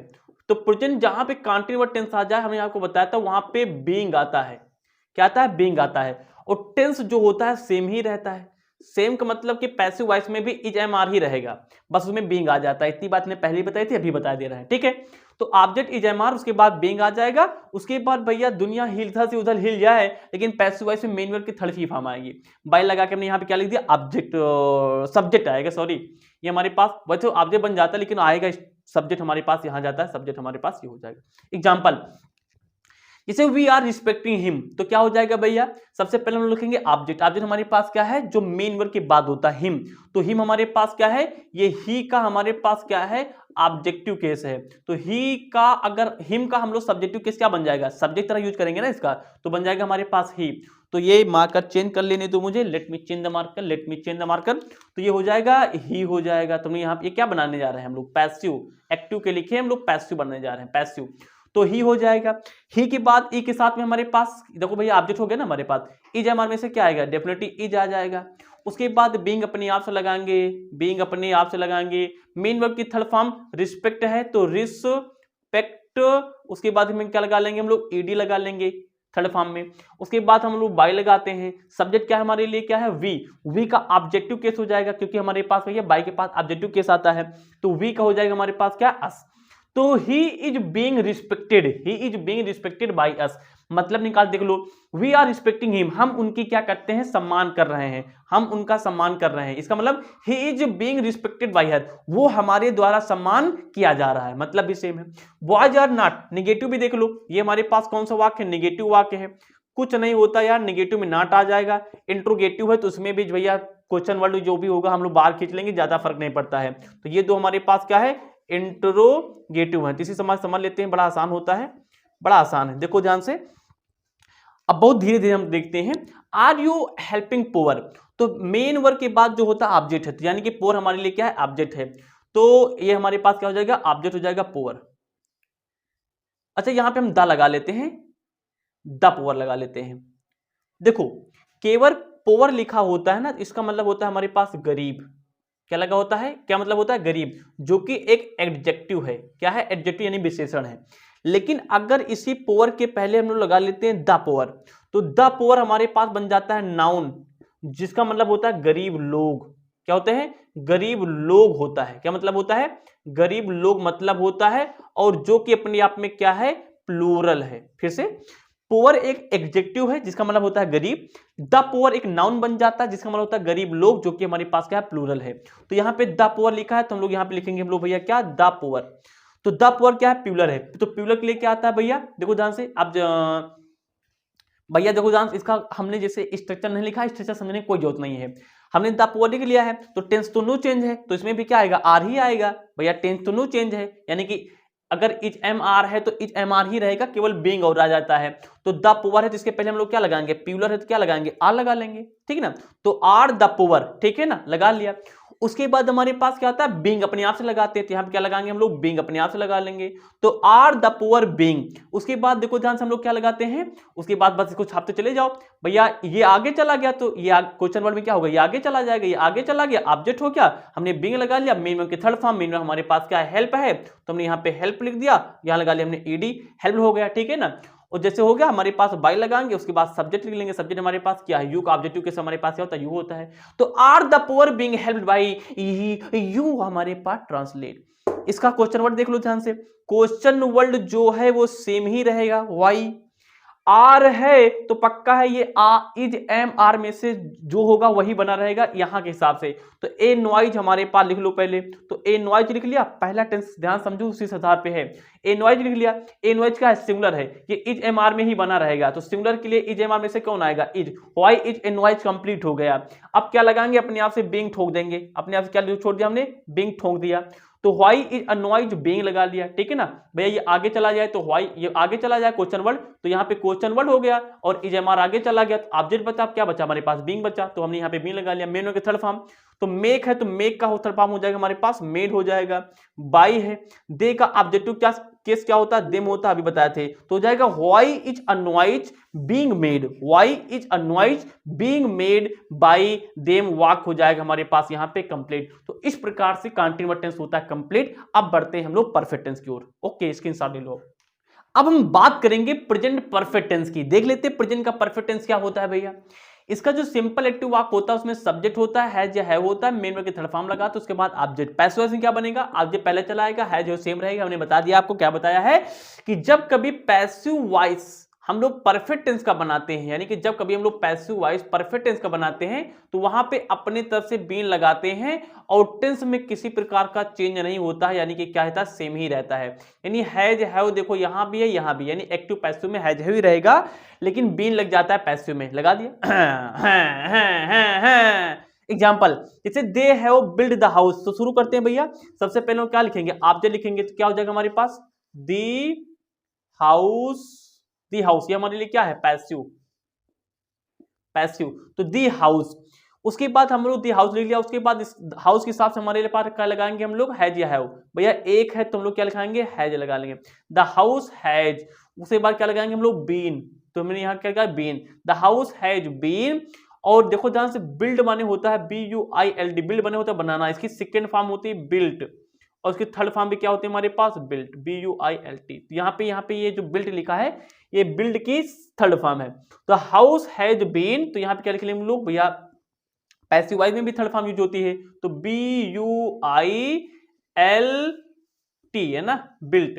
तो the house has been built by, they का ऑब्जेक्ट का बन जाएगा, यहाँ पे ऑब्जेक्ट लाइन हो जाएगा हमारे पास देम। केवल बाई के बाद, बाई के बाद केवल जब प्रोनाउन आता है तो वो चेंज होता है, वो चेंज होता है, बाकी सब क्या रहता है, सेम। बाकी सब क्या रहता है, सेम, बाकी सब सेम है, बाकी सब सेम है, बाकी सब सेम है। बाई के बाद प्रोनाउन आएगा तो चेंज होगा, यानी कि कैसे चेंज होगा, उसकी ऑब्जेक्टिव फॉर्म से, उसकी ऑब्जेक्टिव फॉर्म से चेंज होगा, और बाकी किसी के नाम आएगा तो चेंज, यानी कि नो चेंज होगा, सेम रहेगा। दूसरा है निगेटिव, देख लेते हैं। They have not build the house, वे घर नहीं बना चुके हैं। टेंस आता होगा सबको, आई होप। तो भैया बिल्ड मेन वर्ब के बाद जो होता है ऑब्जेक्ट है, ये हमारे लिए क्या हो जाएगा, द हाउस, ऑब्जेक्ट हो गया। हाउस एक है तो यहाँ क्या लगाएंगे, हैज लगाएंगे। भैया जैसे निगेटिव बनाते थे भैया किसी भी टेंस का, उसी तरह यहाँ पे नॉट है तो भैया नॉट हमेशा भैया जिंदगी में जो हेल्पिंग वर्ब होता है उसी की बाद ही तो नॉट आती है। तो हेल्पिंग वर्ब यहाँ पे हैज हो गए तो यहाँ पे नॉट लगा लेंगे, है ना। नहीं नहीं नहीं, जब हैज तो ध्यान से यहाँ पे हैज बीन आएगा ना पैसिव वॉइस में, तो जब हैज बीन आ जाता है तो अगर नेगेटिव बनाना होता है तो बीच में हम लोग लगाते हैं यहाँ पे क्या, नॉट। हैज बीन के बीच में नॉट लगाएंगे तो द हाउस हैज यहाँ पे लगा लेंगे नॉट, नॉट बीन, उसके बाद यहाँ पे क्या है, बिल्ट, BUILT, बिल्ट बाई, देख हो जाएगा हमारे पास देम। तो देख लो मतलब निकालो, दे हैव नॉट बिल्ड, वे नहीं बना चुके हैं द हाउस यानी कि घर, वे घर नहीं बना चुके हैं। पैसिव वॉइस क्या हो गया, the house has not been built, घर नहीं बनाया जा चुका है बाय देम, उनके द्वारा, वे घर नहीं बना चुके हैं या फिर घर उनके द्वारा नहीं बनाया जा चुका है, मतलब एक ही है। तो the house has not been built by them. जब कभी जैसे हमारे पास विल बी है, हमने कहा इसका निगेटिव बनाओ, कई बार बता भी चुके हैं, तो जब दो चीज हमारे पास हेल्पिंग वर्ब होती है तो निगेटिव हमेशा बीच में नॉट लगा के बनाया जाता है। तो विल नॉट लिखेंगे, यहां पे लगा लेंगे बी, है ना।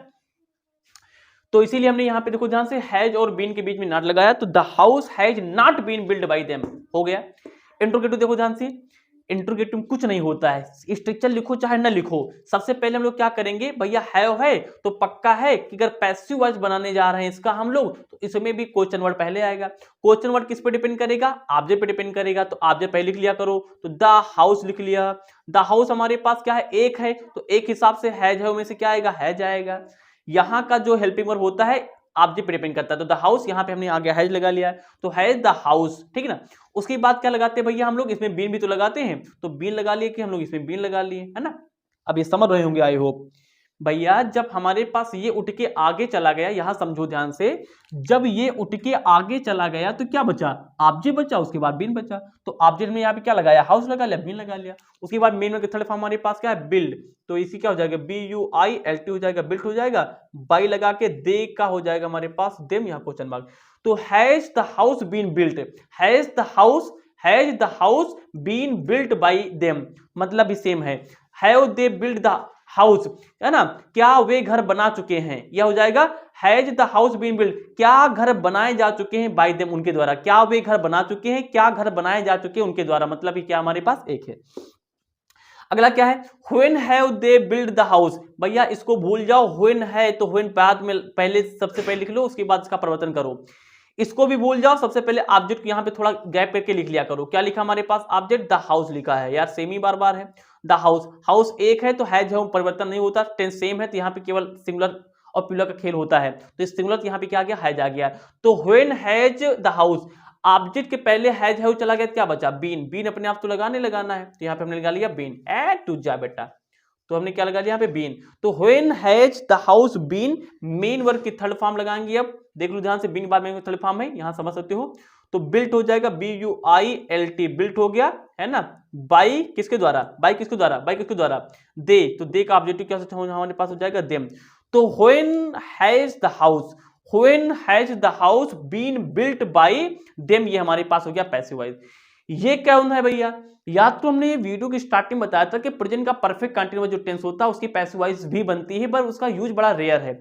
तो आओ देखते हैं कैसे बनता है। जैसे लिखा ही has been writing a letter since morning, तो वेटिंग, राइटिंग के बाद यानी मेन वर्ब के बाद जो होता है हमारे लिए ऑब्जेक्ट है, तो ऑब्जेक्ट हमारे पास क्या है, अ लेटर, तो अ लेटर से वाक्य शुरू होगा, तो अ लेटर, उसके बाद इसमें भी क्या भैया सेम है, हैज बीन, तो हैज बीन तो लगाएंगे क्योंकि एक सिंगुलर है, पीला होता है भी ना जाता है, अ लेटर हैज बीन, और उसके बाद एक कॉन्टिन्यूअस टेंस है तो यहाँ क्या लगा लेंगे, बिंग लगा लेंगे। देखो बिग दो फॉर्म लगातार आ जाती है इसलिए इसका यूज कम पड़ जाता है। A letter has been being, उसके बाद हमारे पास मेन वर्ब के थर्ड फॉर्म आएगी, दुनिया इधर उधर हो जाए तो हमारे पास रिटन हो जाएगा। अ लेटर आगे चला गया, हैज बीन और बीइंग अपने आप लगाएंगे, रिटन हो गया हमारे पास। उसके बाद हम लोग क्या लगाते हैं, रिटन के बाद बाय लगा के सब्जेक्ट, बाय हमारे पास ऑब्जेक्ट, ये सब्जेक्ट ही है, ऑब्जेक्ट बनेगा तो हमारे पास हो जाएगा हिम हो जाएगा, और सिंस मॉर्निंग लास्ट में जाके चपका देंगे, सिंस मॉर्निंग, तो ये हमारे पास हो गया a letter has been being written, a letter has been being written by him since morning, ये हमारे पास हो जाता है कंप्लीट। इस प्रकार से हम लोग यहाँ पे पास्ट, जो हमारे पास प्रेजेंट के सारे टेंस होते हैं हमने सुन लिया खत्म। अब देखते हैं कि कम्युनिकेशन में इसका यूज कैसे करते हैं, फटाफट देखते हैं। यानी कि अगर सीधा हमारे पास कोई वाक्य पैसिव वॉइस कहा जाए उसका ट्रांसलेशन किया जा सकता है कैसे, देखो ध्यान से। बिजली आती है, पहले दो तीन हम समझा के बताएंगे, उसके बाद लगातार बिजली आती है, बिजली आती है, ता है ती है ते पे खत्म हो, यानी कि प्रेजेंट का इंडेफिनिट टेंस है। तो सीधा पैसिव वॉइस से बिजली आती है, सीधा बिजली आने पे काम हो रहा है, तो बिजली यानी कि इलेक्ट्रिसिटी आती है।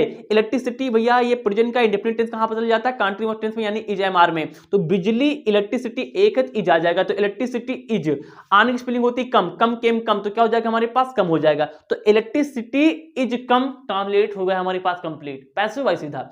हमने वाक्य की शुरुआत में बोला था क्या, आतंकवादी मारे गए, गए आ ई ए पास्ट का इंडेफिनिट टेंस है, तो ये कहां चला जाता है, वाज या वर में चला जाता है। आतंकवादी यानी कि टेररिस्ट, यानी कि टेररिस्ट हो गया, यानी कि टेररिस्ट मान लेते हैं बहुत सारे हैं, तो टेररिस्ट उसके बाद हमारे पास कंटीन्यूअस में क्या आएगा, वर आ जाएगा, तो टेररिस्ट वर किल्ड, आतंकवादी मारे गए। सीधा बोलो ना, पत्र लिखा जाता, लेटर इज रिटन, पत्र लिखा जा रहा, a letter is being written, पत्र लिखा जा चुका है, सीधा पैसिव वॉइस में।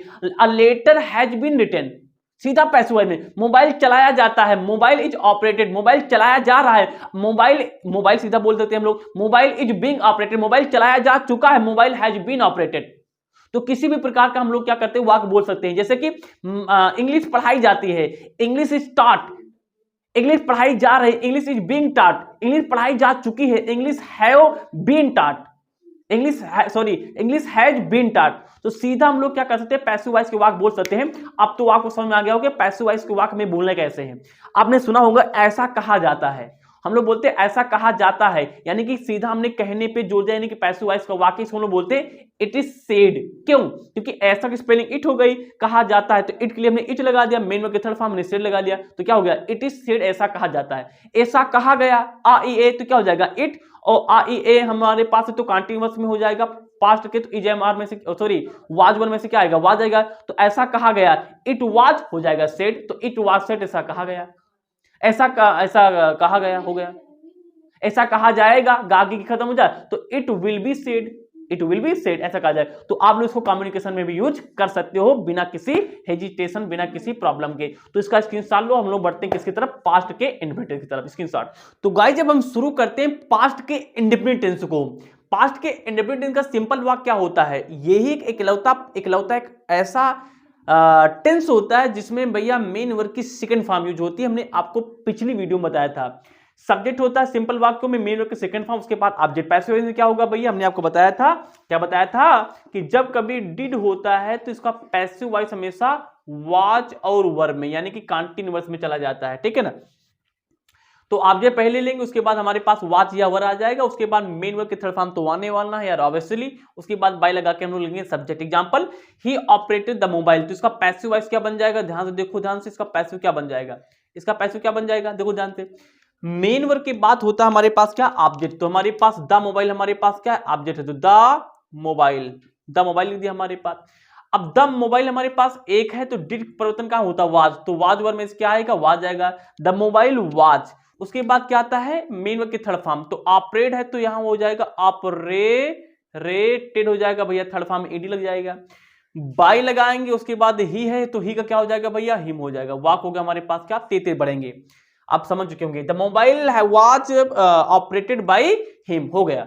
निगेटिव में क्या होगा यार, निगेटिव में पता होता है पास्ट के इंडेफिनिट टेंस में निगेटिव में डिड नॉट आ जाता है, और जैसे डिड नॉट आता है मेन वर्ब की फर्स्ट फॉर्म बन जाती है। एग्जाम्पल पहले इसका स्ट्रक्चर देख लो, पैसिव में क्या होगा भैया, आप जब पहले लेंगे वाज वर आ जाएगा, बिल्कुल वैसा है यार, इसमें भी नॉट है तो इसमें मेन हेल्पिंग वर्ब के बाद नॉट, इसमें भी हेल्पिंग वर्ब नॉट आ जाएगा, तो ऑब्जेक्ट होगा, वाज या वर होगा, वो इसके बाद नॉट होगा, मेन वर्ब के थर्ड फॉर्म बाय लगा के सब्जेक्ट लिख देंगे। एग्जांपल देखो ध्यान से, he did not operate the mobile, he did not operate the mobile, तो ऑब्जेक्ट पहले लिखेंगे तो हो जाएगा हमारे पास क्या, द मोबाइल। उसके बाद डिड नॉट किसमें बदल जाएगा, ये एक है तो हो जाएगा हमारे पास क्या, वाज नॉट, तो द मोबाइल वाज नॉट। उसके बाद हमारे पास क्या हो जाएगा, ऑपरेटेड हो जाएगा भैया third form, the mobile was not operated third form. उसके बाद क्या लगाएंगे, बाई, और ही का क्या हो जाएगा हमारे पास, हिम हो जाएगा, ऑब्जेक्टिव केस, ठीक है ना। तो the mobile was not operated by him हो गया।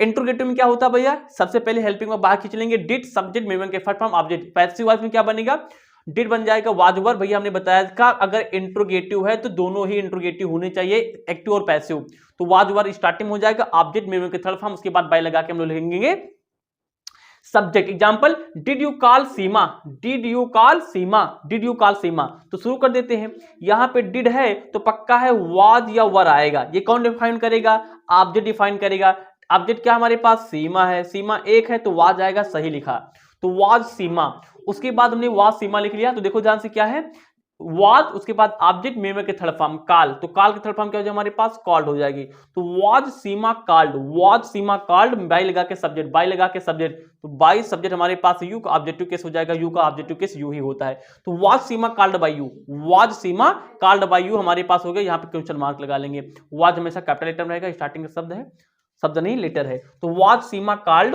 Was Seema called bye you हो गया।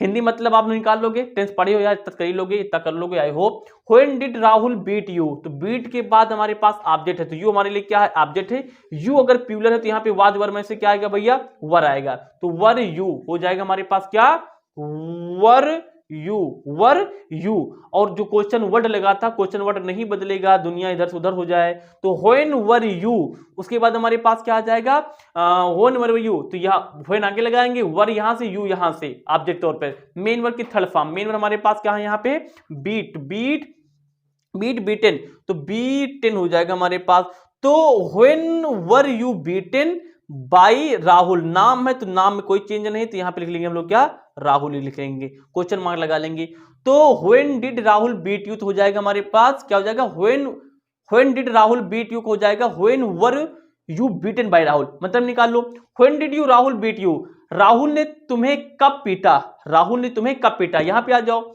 यहां पे मतलब क्या निकलता है, when you are beat, when were you beaten, तुम कब पीटे गए बाय राहुल, राहुल के द्वारा, राहुल ने तुम्हें कब पीटा, राहुल के द्वारा तुम पीटे गए, तुम कब पीटे गए राहुल के द्वारा, मतलब एक ही इसमें सब्जेक्ट काम कर रहा है, इसमें ऑब्जेक्ट के ऊपर काम हो रहा है, तो इस प्रकार से पास्ट का इंडेफिनिट टेंस भी हमारे पास होता है कंप्लीट। भैया एग्जांपल देख लो कम्युनिकेशन में कैसे बोले जाते हैं, उन्हें बुलाया गया, आ ये है यानी पास्ट का इंडेफिनिट टेंस है, तो दे वर कॉल्ड, तो कोई भी प्रकार का वाक्य हमारे पास बोला जा सकता है, जस्ट स्क्रीनशॉट। जुनून हो अगर सर पे तेरे, जुनून हो अगर सर पे तेरे, मकसद में हो विश्वास, फिर ठोकर और ठुकराने का कहां होगा तुझे एहसास। Let's begin our topic. अब हम बात करते हैं पास्ट कंटीन्यूअस टेंस की। भैया इसका सिंपल टेंस, एक सिंपल एक्टिव टेंस हमारे पास क्या होता है, यानी स्ट्रक्चर क्या होता है, अरे बड़ा ही आसान है, सब्जेक्ट या वाज या वर होगा, मेन वर्ब की आईएनजी फॉर्म, उसके बाद ऑब्जेक्ट। भैया टेंस आपको आता होगा इसीलिए हम लोग ये वीडियो तैयार कर रहे हैं। इसका पैसिव बनाएंगे तो हमारे पास ऑब्जेक्ट वाज या वर, भैया हमने बताया था कि कंटीन्यूअस टेंस है तो उसकी पैसिव बनते समय उसमें आता है बीइंग, और टेंस हमारे पास होता है हमारे पास सेम, यानी कि वाज वर ही रहता है। दो बात याद रखा करो, तो ऑब्जेक्ट होगा वाज या वर होगा, अपने आप से बीइंग लगाएंगे, मेन वर्ब के थर्ड फॉर्म लिखेंगे, उसके बाय लगा के हम लोग सब्जेक्ट लिख देंगे। Example, Ram was plucking the mangoes, Ram was pluck माने होता तोड़ना, राम वाज प्लकिंग, राम तोड़ रहा था, द मैंगोज यानी कि मैंगोज यानी कि मैंगोज यानी कि आम, no Ram was plucking the mango, तो हमारे पास क्या हो जाएगा भैया, मेन वर्ब के बाद ये ऑब्जेक्ट है तो हम लोग लिखेंगे ये हमारे पास क्या, मैंगोज, मैंगोज, तो हो जाएगा हमारे पास क्या, द मैंगोज, ये हमारे पास क्या है भैया, पैसिव है ये, तो द मैंगोज। उसके बाद द मैंगोज यार सिंगुलर है प्लूरल है, ईएस लगा यानी कि प्लूरल है, तो यहाँ पे क्या आ जाएगा हमारे पास वर, द मैंगोज वर। उसके बाद हमारे पास क्या है, अपने आप में क्या आता है भैया, ये पैसिव वॉइस है तो भैया ये पास्ट का कंटीन्यूअस टेंस है हमारे पास, तो क्या आएगा, being, the mangoes were being, the mangoes were being. उसके बाद मेन वर्ब के थर्ड फॉर्म हमारे पास प्लक है तो प्लक हमने लिखा यहाँ पे, उसमें थर्ड फॉर्म यानी कि एडी लगा दिया, the mangoes were being plucked, by लगाएंगे, उसके बाद हम लिखेंगे सब्जेक्ट, सब्जेक्ट हमारे पास क्या है, राम, नाम है तो नाम उतार देंगे, the mangoes were being plucked by Ram. Exam देख लो ध्यान, हिंदी मतलब एक ही निकलेगा, Ram was plucking the mangoes, Ram mangoes तोड़ रहा था, mangoes are the mangoes were being plucked, mango तोड़े जा रहे थे बाय राम, राम के द्वारा, मैंगोज राम यानी कि आम राम के द्वारा तोड़े जा रहे थे, राम आम को तोड़ रहा था, मतलब एक ही, एक में सब्जेक्ट की कहानी, एक में हमारे पास क्या है, ऑब्जेक्ट की कहानी।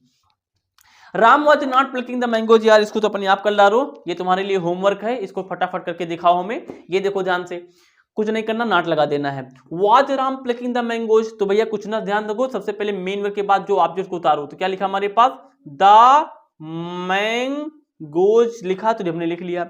मैंगोज एक है कि ज्यादा है, ज्यादा है, तो ज्यादा के लिए हमारे पास वाज आएगा कि वर आएगा, भैया वर आएगा। तो वर द मैंगोज, राइटिंग माशाल्लाह है, आप भैया इसको सही से समझो, राइटिंग थोड़ा सा कम बनती है, हम अपना बेस्ट दे रहे हैं, समझ जाओ आप। चलो ये आर बना दे, तो were the mangoes, were the mangoes. ऐसी बताओ, वर यहां से चला गया, मैंगोज ऑब्जेक्ट हो गया, तब क्या बचा हमारे पास, बीइंग। ऑब्वियसली सी बात है, क्या बचेगा हमारे पास, बीइंग बचेगा। राइटिंग देखो, वाह, बीइंग। मेन वर्ब की थर्ड फॉर्म, प्लग की थर्ड फॉर्म हमारे पास क्या हो जाएगी, प्लग्ड। क्या हो जाएगी हमारे पास, प्लग्ड हो जाएगी। तो were the mangoes being plucked हो गया हमारे पास, ठीक है ना। उसके बाद बाय लगा के सब्जेक्ट, तो बाय लगाएंगे, सब्जेक्ट हमारे पास क्या है, राम भगवान, तो हमने यहां लिख लिया राम। इस प्रकार से होता है कंप्लीट। यार इसी समय पास्ट का परफेक्ट टेंस देख लो, बिल्कुल अभी तक आपने जैसे प्रेजेंट का परफेक्ट टेंस देखा था ना, उसमें क्या था हमारे पास, हैव था, हैव था, इसमें हमारे पास क्या, हैड है। बिल्कुल उसी तरह बनेगा। एग्जांपल देखो ध्यान से, पास्ट का परफेक्ट टेंस क्या होता है, यहां पे देख लो, सब्जेक्ट होता है, हेड लगाते हैं, उसके बाद मेन वर्ब के थर्ड फॉर्म, उसके बाद हमारे पास ऑब्जेक्ट। पैसिव वॉइस क्या बनेगा, ऑब्जेक्ट पहले घसीट लेंगे, हेड तो लिखा रहेगा। जो भी परफेक्ट टेंस होता है पैसिव बनाते समय हम लोग क्या लगाते हैं उसमें, हम लगाते हैं भैया इसमें क्या, बीन, तो बीन हमने यहाँ पे लगा लिया है ना। उसके बाद मेन वर्ब के थर्ड फॉर्म, उसके बाद हम लोग बाय लगा के लिख लेते हैं हम लोग क्या, सब्जेक्ट। एग्जांपल है, Ram had completed his work yesterday, तो हो जाएगा हमारे पास मेन वर्ब के बाद जो भी हमारे लिए क्या है, ऑब्जेक्ट है। एक बात याद रखो, जब कभी भी पजेसिव प्रोनाउन हो तो उसके बगल में लेकर के ये पूरा हमारे पास ऑब्जेक्ट बनता है। जैसे लिखा है हिज वर्क, क्या लिखा है, हिज वर्क, तो यहां पे क्या हम लोग हिज को ऑब्जेक्ट लेंगे, हिज तो मेन वर्ब के बाद है, तो हिज ऑब्जेक्ट होना चाहिए था, गलत। कभी भी पजेसिव प्रोनाउन का अकेले कोई एग्जिस्टेंस, कोई अस्तित्व नहीं होता है जब तक कि उसके बाद में एक नाम ना आ जाए। तो हिज वर्क हमारे लिए क्या है, हमारे लिए पूरा है, हमारे लिए क्या है, ऑब्जेक्ट है। तो हम लोग लिखेंगे, क्या लिखेंगे, let me change the marker, तो लिखेंगे हम लोग हिज वर्क, क्या लिखेंगे, हिज वर्क। तो हिज वर्क हमारे पास हो गया। भैया हैड है, परफेक्ट टेंस है, तो बीन आता है, तो हैड तो लगे रहेगा। हिज वर्क हैड, उसके बाद लगा लेंगे वो लोग been, his work had been, been लगा लिया। मेन वर्ब के थर्ड फॉर्म हम लोग लगाएंगे, बीन के बाद क्या आता है भैया, had been, main verb third form completed, तो his work had been completed. उसके बाद मेन वर्ब बाय लगा के सब्जेक्ट, तो बाय सब्जेक्ट हमारे पास क्या है, राम, नाम है तो नाम नहीं चेंज होता है, तो बाय हम लोग यहाँ पे लिख लेंगे राम। ये हमारे पास हो गया कंप्लीटेड बाय राम। राइटिंग माशाल्लाह आप समझते चलो। उसके बाद यार एक हम लोग इंट्रोगेटिव लेते, निगेटिव आप लोग कोशिश करना, काफी करा चुके हैं। भैया हैड बीन है तो निगेटिव अगर बनाएंगे, भैया हैड बीन है ना, तो इसका निगेटिव बनाएंगे तो यार क्या हो जाएगा, हैड, बीच में नॉट आ जाएगा, बीन हो जाएगा। आसान है, इसलिए आपको ये काम है। इंट्रोगेटिव हमारे पास, हैड को भूल जाओ, राम को भूल जाओ, केवल subject hero, sorry object hero. यहाँ पे क्या है, ऑब्जेक्ट क्या हमारे पास, हिज वर्क, तो हिज वर्क, हिज वर्क एक है ज्यादा है, भैया सिंगुलर है तो हमारे पास क्या आएगा, अच्छा इसमें सिंगुलर प्लूरल का बवादे नहीं है, बवादे नहीं है, विवाद नहीं है यार, हैड ही आता, सिंगुलर हो जाए हमारे पास, हमारे पास प्लूरल हो, तो हैड हिज वर्क। उसके बाद हम लोग लगाएंगे हमारे पास बीन। एक चीज को, यानी अगर हैड बाहर चला गया तो ऑब्जेक्ट बचेगा, उसके बाद क्या बचेगा, बीन बचेगा। मेन वर्ब के थर्ड फॉर्म, मेन वर्ब हमारे पास क्या, कंप्लीट, तो कंप्लीटेड, तो जाएगा had his work been completed by, किसके द्वारा, राम, राम लिख लिया।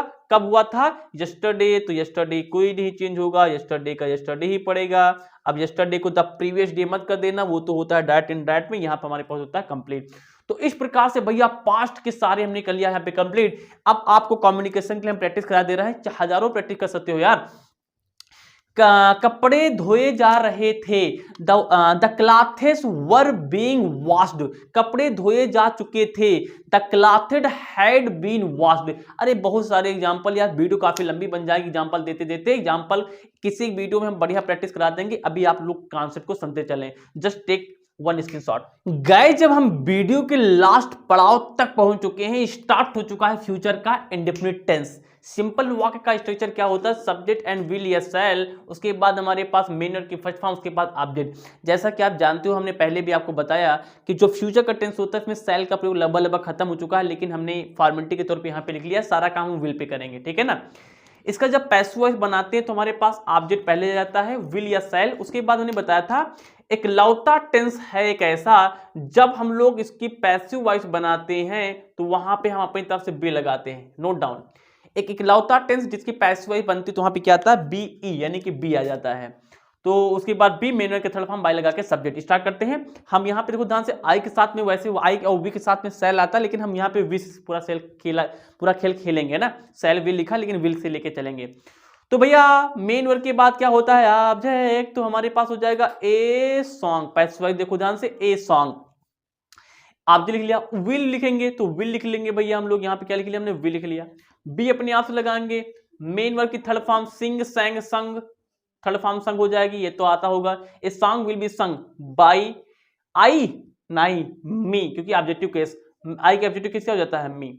तो a song will be sung by me, Hindi वाक्य, हिंदी मतलब निकाल देखो, I will sing a song, मैं गाना गाऊंगा। A song will be sung, गाना गाया जाएगा, बाई मी, मेरे द्वारा। मैं गाना गाऊंगा, मेरे द्वारा एक गाना गाया जाएगा। दोनों एक ही मतलब के हैं, लेकिन पहले में सब्जेक्ट का खेला है, दूसरे में ऑब्जेक्ट का खेला है। Will I Singh a song, तो देख लो भैया ये हमारे पास क्या है, ऑब्जेक्ट है, तो हम लोग क्या लिखेंगे, ए सॉन्ग। ए सॉन्ग क्या है भैया, सिमिलर पिलर, कोई सवाल ही नहीं, विल आएगा यार, तो ये हो जाएगा हमारे पास विल अ सॉन्ग। उसके बाद विल अ सॉन्ग लिख लिया, उसके बाद विल आगे चला गया, ऑब्जेक्ट बचा, यहाँ पे क्या बचा, ऑब्जेक्ट बचा हमारे पास, उसके बाद बी बचा, तो बी बन जाएगा मेन वर्ब के थर्ड फॉर्म, संग हो गया हमारे पास, और बाई लगा के हमारे पास क्या जाएगा, सब्जेक्ट आई है तो ऑब्जेक्ट बन जाएगा हमारे पास मी, यहाँ पे क्वेश्चन मार्क। तो will a song be sung, will a song, will a song. अब यहाँ पे देखो ध्यान, पंक्चुएशन हम ध्यान नहीं दे रहे हैं, आपको सिखा रहे हैं पंक्चुएशन, यानी कि यहाँ कैपिटल लेटर होगा, ये स्मॉल होगा, अब यहाँ पे हम आपको सिखा रहे हैं। तो will a song be sung by me, मतलब निकालो, will I Singh a song, क्या मैं गाना गाऊंगा, और इसका मतलब है विल अ सॉन्ग बी संग, क्या एक गाना गाया जाएगा, बाई मी, मेरे द्वारा।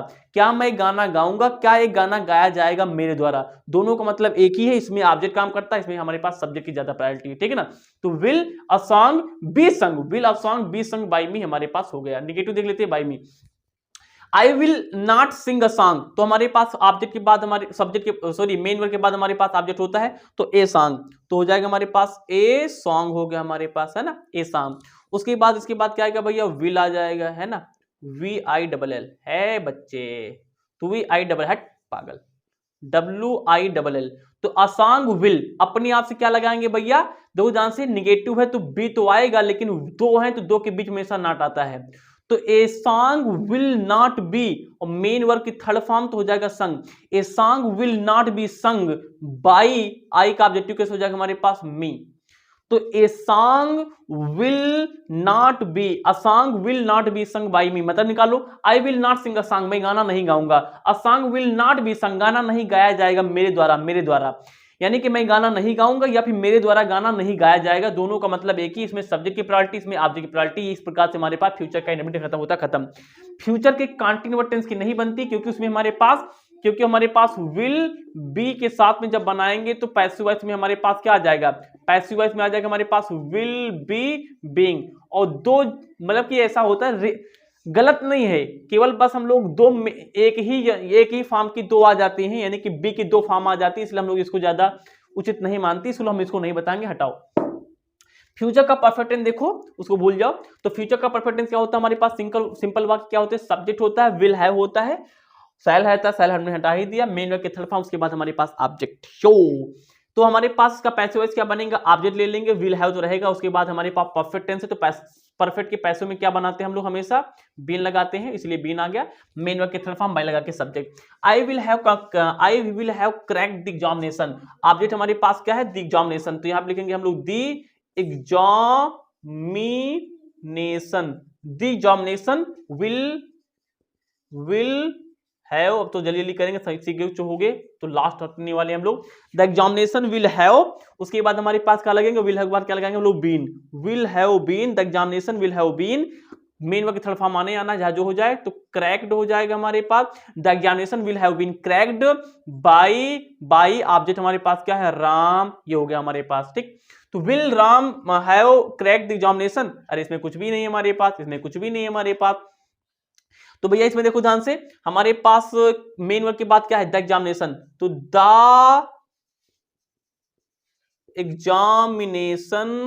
एग्जामिनेशन सिंगुलर प्लूरल कोई सवाल ही नहीं, में क्या लगाएंगे हम सीधा विल लगाएंगे, विल द एग्जामिनेशन हैव, एक भैया जब कभी इंट्रोगेटिव बनाते हैं तो दो से ज्यादा शब्द का इंट्रोगेटिव जब बनाते हैं तो एक शब्द केवल सब्जेक्ट से पहले जाता है और सारे शब्द सब्जेक्ट के बाद। तो विल चला गया, अब हमारे पास द एग्जामिनेशन, उसके बाद पूरा लिखो हमारे पास। तो हैव बच्चा, हैव के बाद हम लोग क्या लगाते हैं, बीन। तो उदाहरण से हैव के बाद क्या लगाते हैं, बीन। बीन लगा लिया। मेन वर्ब के थर्ड फॉर्म तो हमारे पास क्या हो जाएगी, करेक्ट हो जाएगा। उसके बाद हम लोग क्या लगाएंगे, बाय लगा के क्या लगाएंगे भैया, करने वाले का नाम यानी कि सब्जेक्ट हो जाएगा राम, क्वेश्चन मार्क यहाँ लगा लेंगे।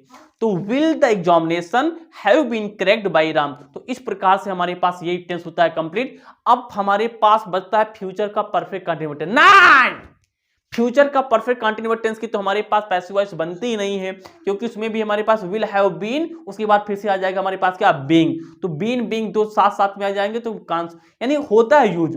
चाहो तो आप बना सकते हो, उसमें क्या करोगे, हैव विल हैव बीन के बाद बीइंग लगा लेना, बन जाएगा, लेकिन उसका यूज ज्यादा नहीं तो हम लोग छोड़ते हैं। तो गाइज इस प्रकार से हमारे पास क्या होता है, इस प्रकार से हमारे पास 8 के 8 टेंस, पैसिव वॉइस 8 टेंस की बनती है। हमने आपको सिखा दिया। आपके लिए वन शॉर्ट वीडियो, हमने करीबन 2 घंटे की वीडियो बनने वाली है भैया, आपके लिए हम मेहनत कर रहे हैं। प्लीज वीडियो को लाइक वाइक करते रहें। तो एक बार सारे टेंस पे हम यहाँ पे कुछ वाक्य लिख के हम लोग प्रैक्टिस कर लेते हैं, उसके बाद वीडियो हम लोग करते हैं। आप प्लीज टेक अ स्क्रीनशॉट। तो गाइज अब हमने आपके प्रैक्टिस के लिए यहाँ पे कुछ वाक्य लिख दिए गए हैं। आप इनका पैसिव वॉइस बना करके प्लीज कमेंट जरूर करिएगा। गाइज एक हम लोग यहाँ पे एक ये वाला करा देते हैं, समवन वाले, someone, no one, somebody, anybody, अगर ये हमारे पास सब्जेक्ट की शुरुआत करते हैं किसी भी एक्टिव वॉइस का, तो क्या पैसिव वॉइस कैसे बनाते हैं और देख लेते हैं। इसका देख लेते हैं। तो रीड के बाद हमारे पास क्या लगा, द गीता। तो द गीता हमारे लिए क्या भैया, ऑब्जेक्ट है, रिलीजियस बुक है भैया ये। तो हमारे पास होगा the Gita. The Gita will है तो हम लोग लगाएंगे यहाँ पे विल, उसके बाद क्या लगाएंगे बी। और रीड का हमारे पास हो जाएगा, रीड की तीनों फॉर्म एक ही होती है लेकिन पढ़ा जाता है, रीड, रेड, रेड। तो भैया रहेगा तो स्पेलिंग वही, तो पढ़ो जहाजो। तो the Gita will be read. By लगाए यहाँ पे, बाई समवन लगा दे, है ना, बाई समवन, है ना, गलत। जब कभी भी हमारे पास somebody, anybody, इस हमने आपको बता दिया, somebody, anybody, everybody, no one, जब इस प्रकार के वाक्य जब कभी भी किसी शब्द को, किसी वाक्य को स्टार्ट करते हैं, एक्टिव वॉइस के सेंटेंस को स्टार्ट करते हैं, तो उसका पैसिव वॉइस बनाते समय लोग बाई लगा के उसको नहीं लिखते हैं, ठीक है ना, इतने वाक्य खत्म हो जाएगा। तो the Gita will be read, the Gita will be read, यहां विल था तो हमने यहां पे विल भी लगा लिया। तो the Gita will be read हमारे पास हो जाए कंप्लीट। अब ये 1 2 3 ये 4, ये जो 4 वाक्य हैं, प्लीज आप इनको इमीडिएटली अभी के अभी पैसिव वॉइस में कन्वर्ट करो और अभी हमें कमेंट सेक्शन में कमेंट करके बताओ, और हम चेक करेंगे कि आप लोगों ने ये बिल्कुल सही किए नहीं। प्लीज इसको करो। तो अब हम लोग यहाँ पे करते हैं वीडियो को ऑफ, तो थोड़ा 2-4 बातें कर लेते हैं, लेट्स सी। तो गाइज हमने आपके लिए यहाँ पे फुल फ्लेज वीडियो देने का कॉन्सेप्ट शुरू कर चुके हैं। गाइज सबसे पहले हमने क्वेश्चन वर्ल्ड का लगभग 1.5 घंटे का वीडियो बनाया, जिसमें क्वेश्चन वर्ल्ड के अलग डिफरेंट मीनिंग के अकॉर्डिंग हमने उसको पूरा आपके सामने एक्सप्लेन किया। उसके बाद टेंस की लगभग 1.5 से 2 घंटे की वीडियो बनी, उसमें हमने आपको पूरा एक्सप्लेन किया। अब हमने अभी इस वीडियो में हमने आपको पूरा एक्टिव पैसिव टेंस का एक्टिव पैसिव हमने यहाँ पे एक्सप्लेन कर दिया है। अगली वीडियो मॉड्यूल के ऊपर डिपेंडेंट होगी। अब आपकी क्या ड्यूटी बनती है, आपकी यही ड्यूटी बनती है कि हमने यहाँ पे जो वाक्य लिखे हैं इनको सॉल्व करो, और सॉल्व करने के बाद आप लोग अपनी टेक्स्ट बुक को खोलो, और टेक्स्ट बुक खोलने के बाद वहां से क्वेश्चन को लिखो और उनका भी सॉल्यूशन करो। उसके बाद धीरे धीरे इसको कम्युनिकेशन पे लाओ और सीधा पैसिव वॉइस के वाक्य बोलना शुरू कर दो, और जिससे कि आपका कम्युनिकेशन सुधरने लगेगा। जैसे कि वीडियो के स्टार्टिंग में हमने आपको बताया कि कम्युनिकेशन में भैया पैसिव वॉइस बिल्कुल पैनेसिया है, यानी कि बिल्कुल ही ये एकदम बेस है, समझ लो। तो आई होप आपने समझा होगा कि पैसिव वॉइस क्या होती है, पैसिव वॉइस का यूज क्या है, पैसिव वॉइस कंपटीशन के पॉइंट ऑफ व्यू से कितना इंपॉर्टेंट है। हम आपके लिए बहुत ही बोल सकते हैं ना कि बहुत ही लगन, बहुत ही शिद्दत, बहुत ही डिवोशन के साथ काम करें। प्लीज आपकी भी रिस्पॉन्सिबिलिटी बनती है कि जो भी आपके यार दोस्त हैं उनके साथ इस चैनल की लिंक शेयर करें। और प्लीज अगर आप अभी भी इस वीडियो को देख रहे हैं और अभी भी अगर चैनल को सब्सक्राइब नहीं किए तो राइट नाउ राइट हियर पे हमारे चैनल को सब्सक्राइब कर लें, और लाइक करना तो बिल्कुल ना भूलें। और अपने के यार दोस्त जो अभी हैं उनके पास इस वीडियो की लिंक भेजें, जिससे उनको भी क्वालिटी एजुकेशन का लाभ मिल सके। तो बस इसी के साथ हम वीडियो को ऑफ करते हैं। Thanks for watching this video. I will see you all in next video. Till then bye bye.